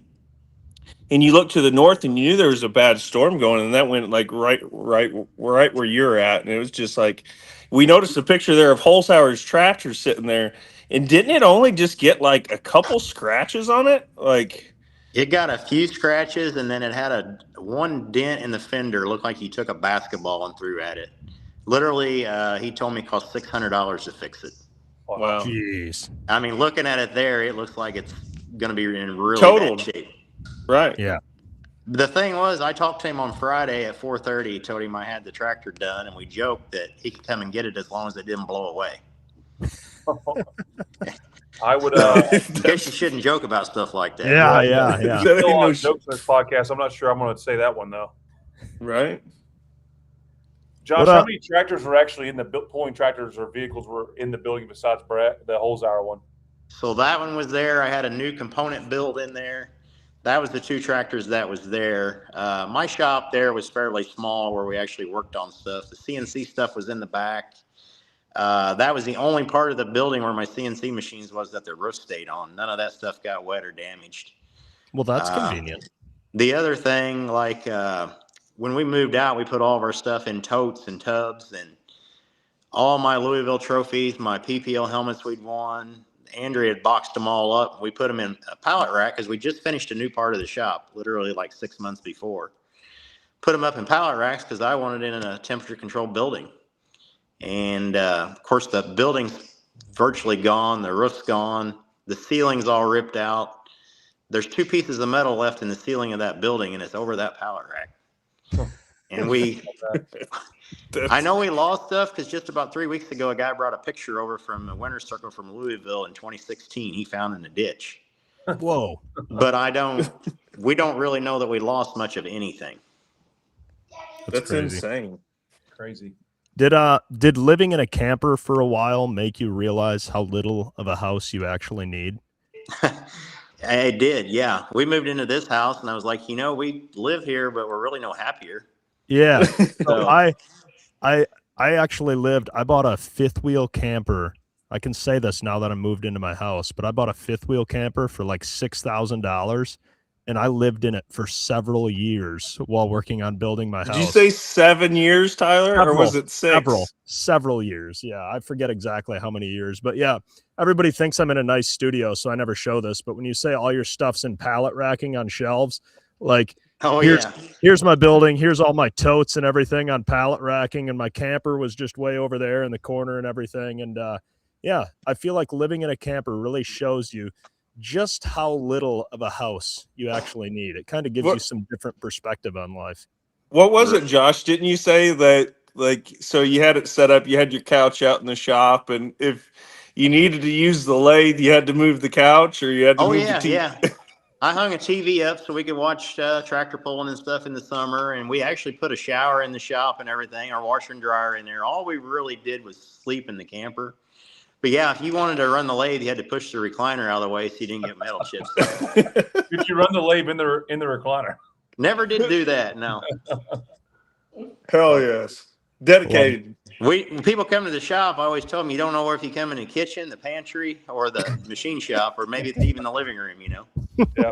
But as you said, everything's kind of back to business as usual. Pre the March 15th date or whatever, all that stuff happened. Yeah, my parents are about 2 weeks away from moving into their house. They got my new machine shop. We redid some of it, a little different layout. It's all up. They pretty well got the inside done. We're just down to wiring and heating and air and stuff. So hopefully after spring, everything will be back to pretty well normal. So basically what he's saying is like everybody that has been waiting for Josh, still give him a little bit of time. It's taken a long time to put his life back together. Yeah. Like, Most give the people guy don't some understand grace. The day-to-day of things that are not planned that you have to deal with when you're dealing Right. with this. Dude, And I got it head on. honestly could have been I way got hit worse. by a car, and now the DMV wants to take my driver's license because I have to show them a piece of paper saying that we had insurance on a tractor. Like, Right. how many hours you got to take out of your day for somebody else's fault? It's like they honestly make it a lot harder for the people that pay their insurance, pay their taxes, do all the stuff that you're supposed to do.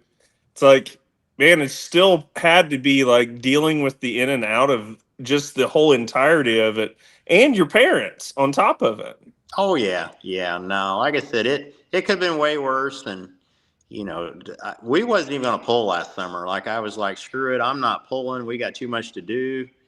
Then we had a spring from hell because we planted 3 days and set 5 weeks. And like, I kind of think I want to go pulling to get away for a day. Well, then we ended up winning one of the first pulls, and the rest is history. So There you go. How did you get involved with, building what you do in a day-to-day life? And tell us what all you do, Josh, for prospective pullers out there. So right out of high school, basically all I ever wanted to do was farm.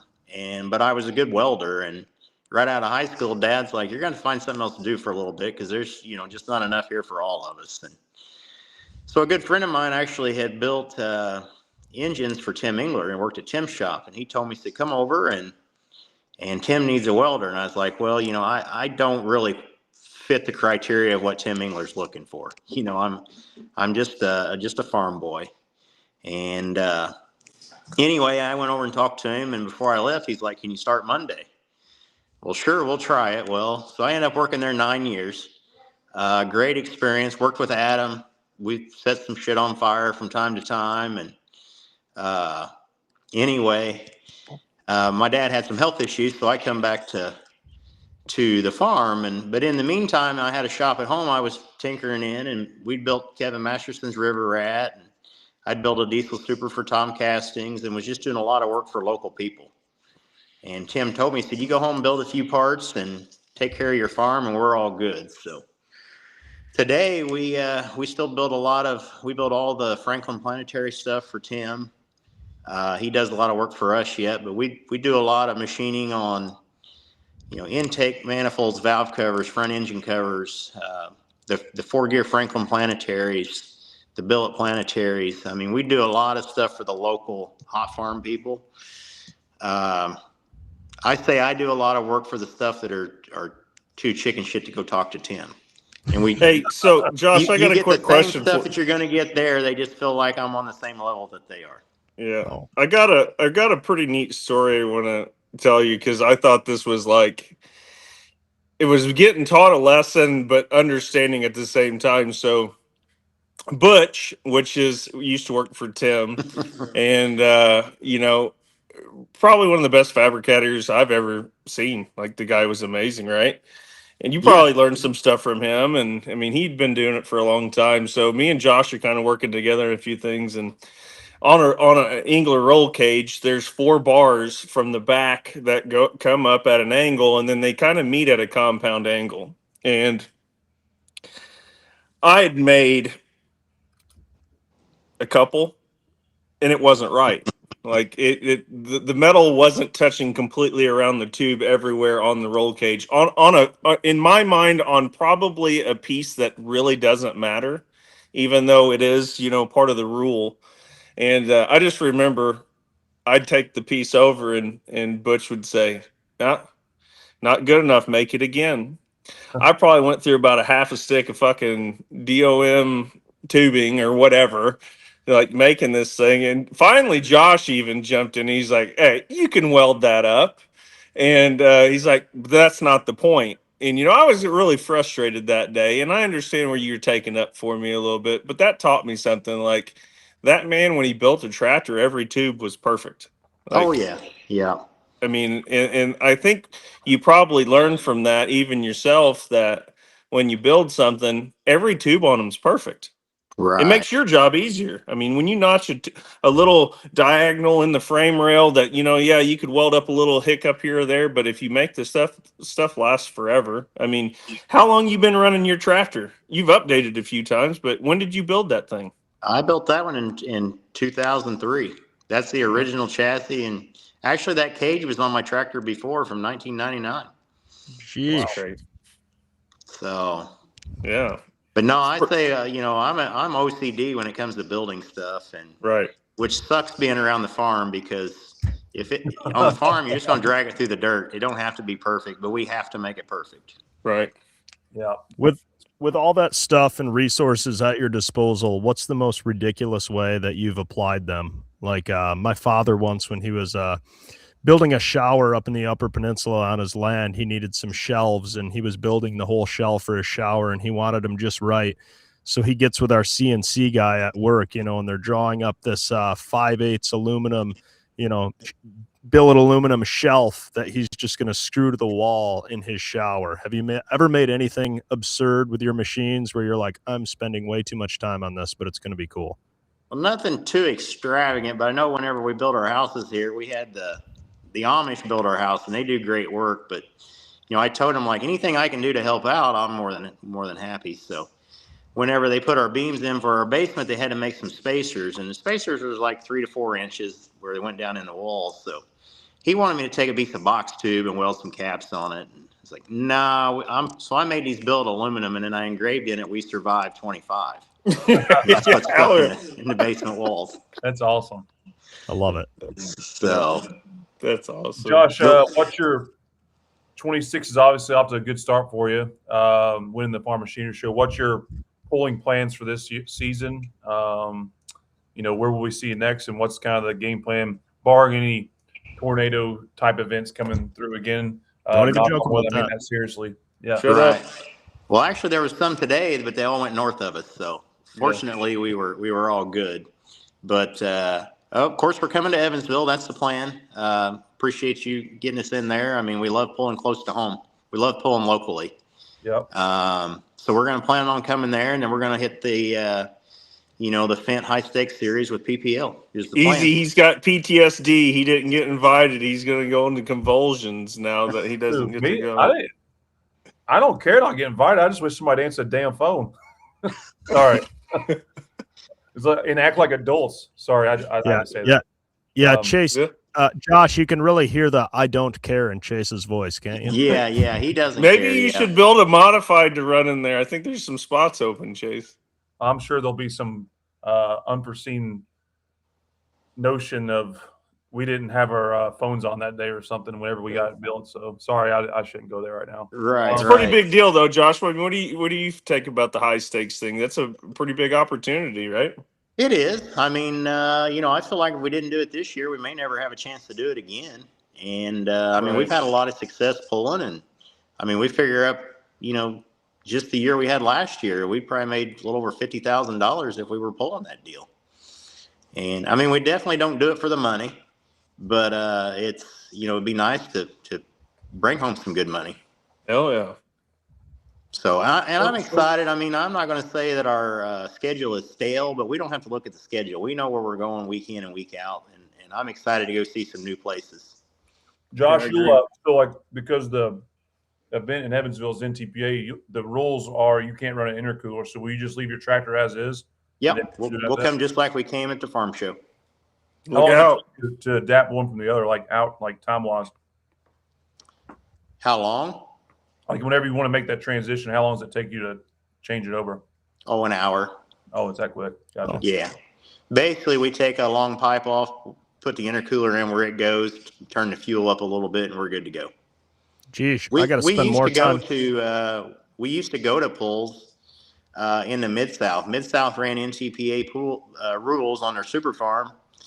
They didn't have many pro stocks that would show up, so we'd run the intercooler in the pro stock class, then yank it all off and go pull in the super farm class as well, same night. Yeah. Very nice. Cool. Josh, anything you want to shout out while we're on here? Obviously, Well, I have a question for you, Josh. You've been going up and down the road for a long point in time. I like asking people, do you got any travel stories that really stick out to you? Something that's really been eventful in your travels across the world? I can't think of anything right now. I mean, not your normal being mooned in the middle of the night by a couple girls in a car or something like that, One of the very few trips I took my mom and dad with me to Goshen, that's when that one happened. Were you just like, yeah, this happens all the time? Oh, yeah. Yeah, just wave and honk. Josh, if it's Saturday night in Bowling Green and taking home a first always means something, but it's always sweeter when you get to beat a certain someone. Who's your favorite person to take that from? Oh, man. I don't know. There's so many. I know. You only got to pick one, though. Well, we don't get to pull at Bowling Green. Well, theoretically, if you were pulling at Bowling Green this year. Farm show Farm in show. a given year. There you go. Use a farm. Shane Maston, Thumpin' Pumpkin. Okay. Yeah. Love it. We kind of have a good grudge match going back and forth. And if you notice, he's gotten a little more humble over the years. He doesn't fist pump when he goes out the end. And I told him one time he beat me by 6 inches. You thought he beat me by 30 foot. And I told him if he fist pumped again, it's going to break his arm. Oh, really? He's mellowed out a little bit. And it was all in good humor, but he Oh, really Josh, has mellowed out. I've seen somebody fist pump over like a 9th place finish before. It's pretty sweet. Oh, yeah. Don't talk about me on air, Adam. I didn't say you. You laughed at it too when you said it. It's like, yes. Yeah. Josh, one thing we love is how you're always bringing your son everywhere, and he's always involved, going up on stage for your speeches and everything. Is he going to be getting in behind the wheel as soon as he's eligible and old enough? Oh, yeah. That's what so my wife asked me if we could fix up a farm stock for him to pull. Because I started in farm stock whenever I was 9 years old. I won my first pull, so I'm pretty sure that's why I've never been right since. But Whoa. She said, can we fix up a farm stock for him? I said, well, he can't even pull farm stock now till he's 16. I'm pretty sure when he gets to that point, he's got nothing to do with the farm stock. He's just going to sit right in the seat and go. That's probably highly likely. So there's no garden tractors though. He has 2 garden tractors now. He started pulling garden tractors when he was 3. Okay. And literally he pulled the first time. The second time he pulls, he drives back to the trailer. He shuts it off. He says, Dad, why can't I go faster? It's too slow. I was going to say. Too slow. So that was So has he parked him? Has he parked him? I walked beside him with his 8 horse. Now he's got a 16 horse that I literally have to run beside when we're going down the track. So Why don't you build one of those little compact diesels that I see? They use like the 4-wheel drive tires. And then they got like the 3-cylinder with the turbo on them.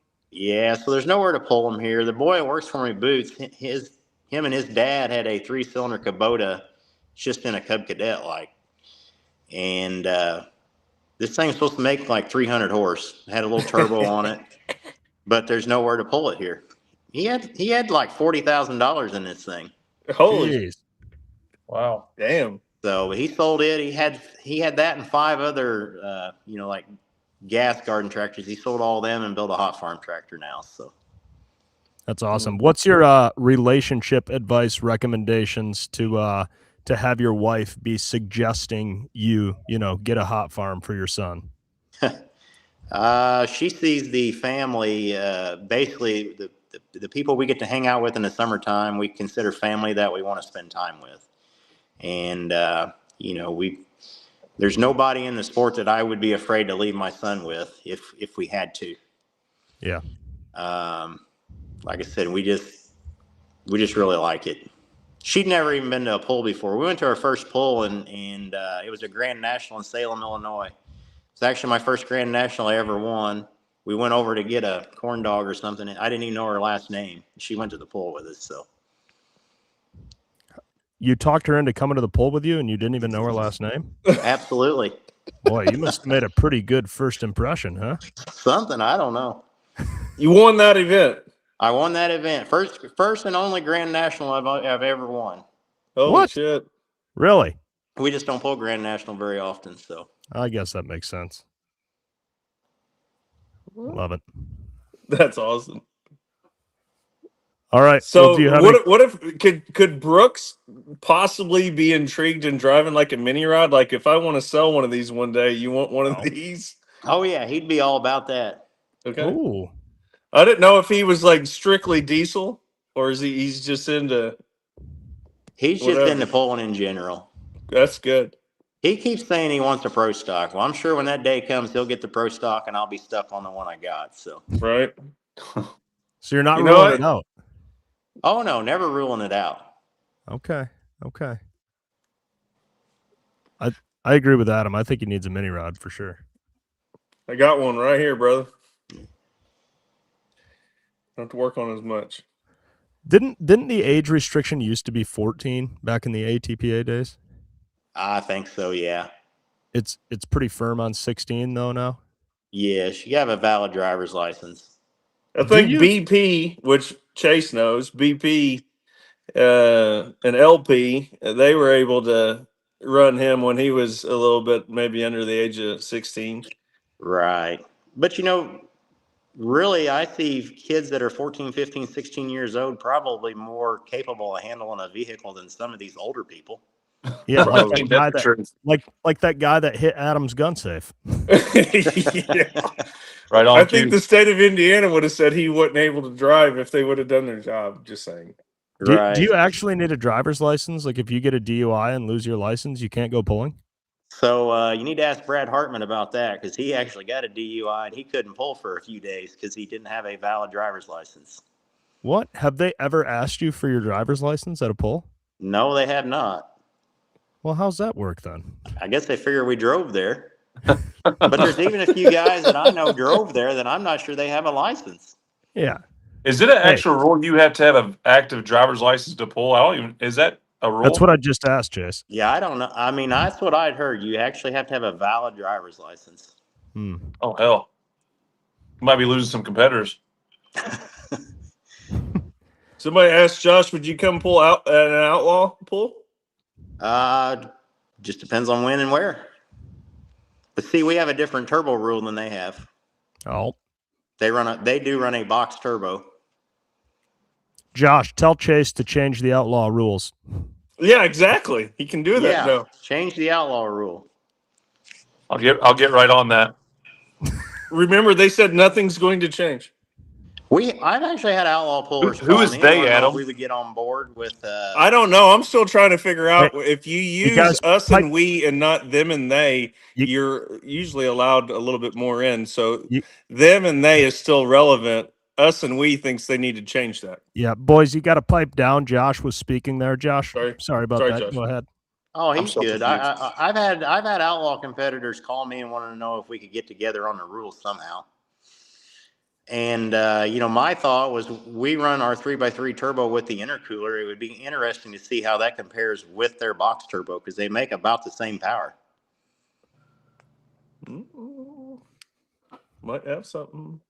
We'll call Apex and have them draw something up for us. There Yeah. you go. Yeah, Maybe they've got a bunch of turbos that they can contribute to the cause. yeah. There you go. What's been the biggest development for the Super Farm making power over the years? It really is the turbo. Is it? I mean, 3 or 4 years ago, we had 150 horse gain in one winter. Whoa. This winter wasn't but 10 or 15 horse. Well, it was slated to be more, but then you guys wouldn't let them run, so. Right. And like I said, we're not pointing fingers at nobody. You can't, Oh, I know. You can't knock them for trying to be, have some ingenuity. Do you think in 3 to 4 years from now, we're going to make the same leap that we've made in the last 3 to 4 years? Or do you think things are starting to plateau? No, because I've been in a good part of turbo development with the Harts crew, and seems like when you find something that works, you can keep running that out for a while. and then you kind of come to a roadblock again. But then you'll stumble upon something else, and the guys that invent turbo stuff's very, very intelligent. What do you think has the tire rules helped or hurt the Super Farm class?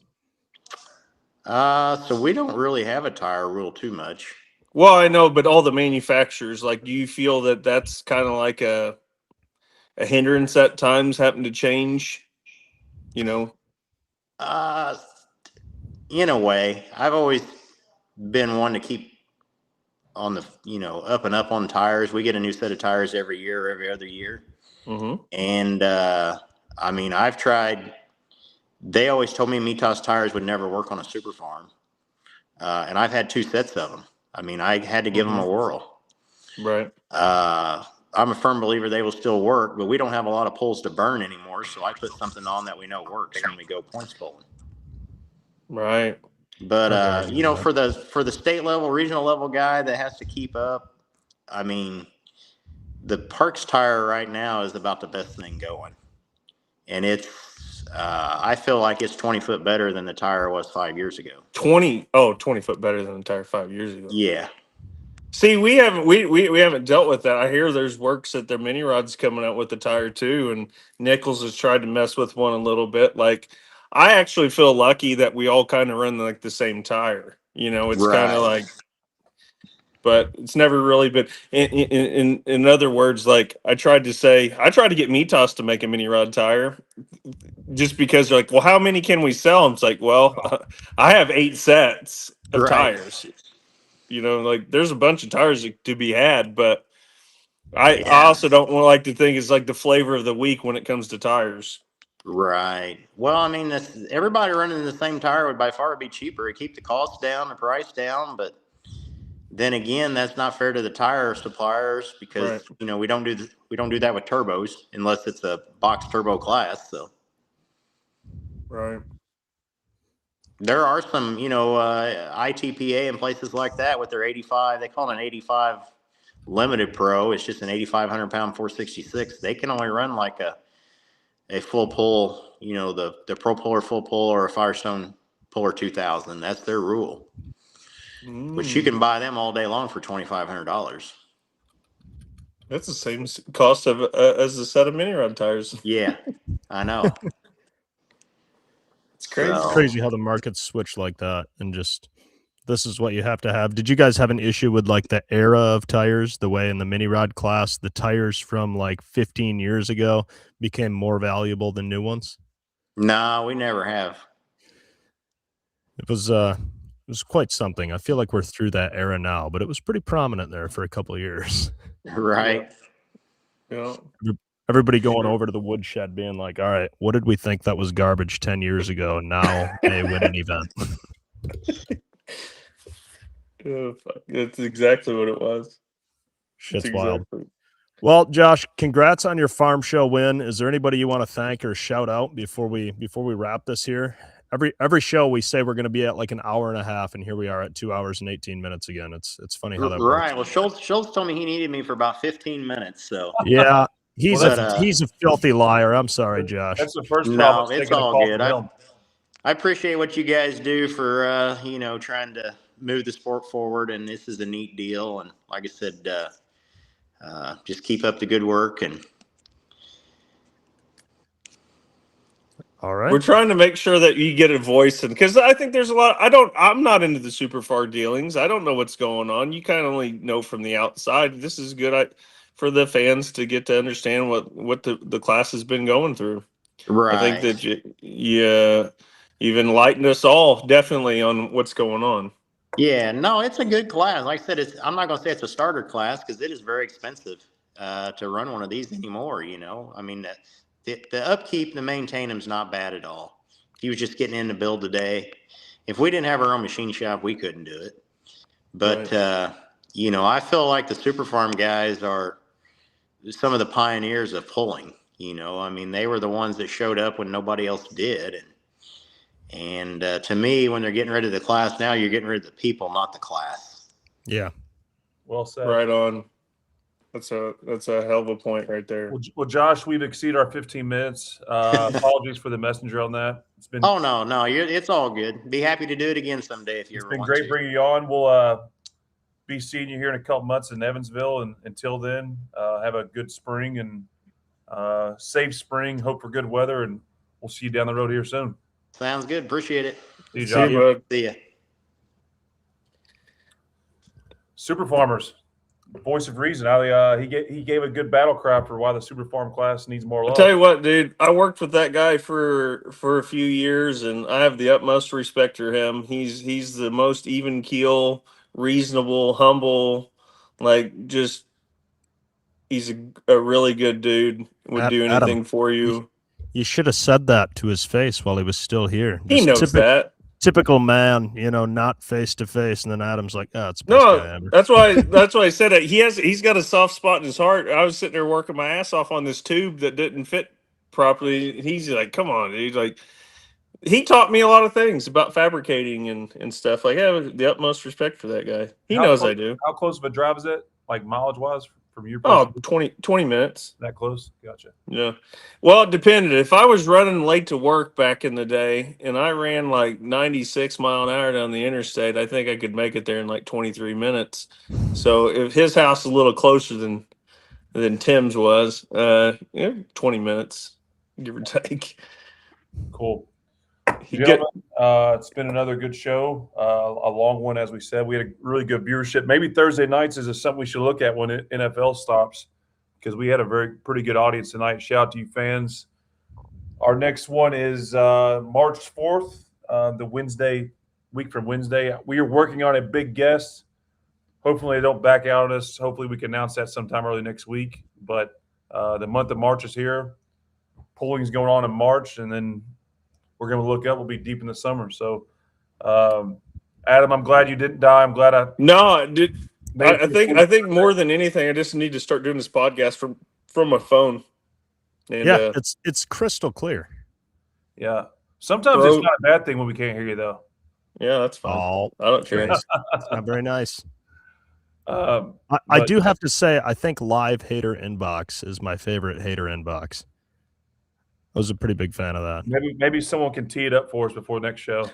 I feel bad. I didn't get to watch it. I have to go back and listen to it. Was there like you ready to throw some punches or? Nah, it was pretty tame. I liked him just reading his comments. Kind of like me and you in the pits. Yeah. Kind of like me there was and you some in the pits. tension. Yeah. High tense. All right, boys. Good show. See you in a couple weeks. Everybody stay safe out there. Hopefully the farm show flu's gone. Till then, see ya. That's a wrap. Bye-bye.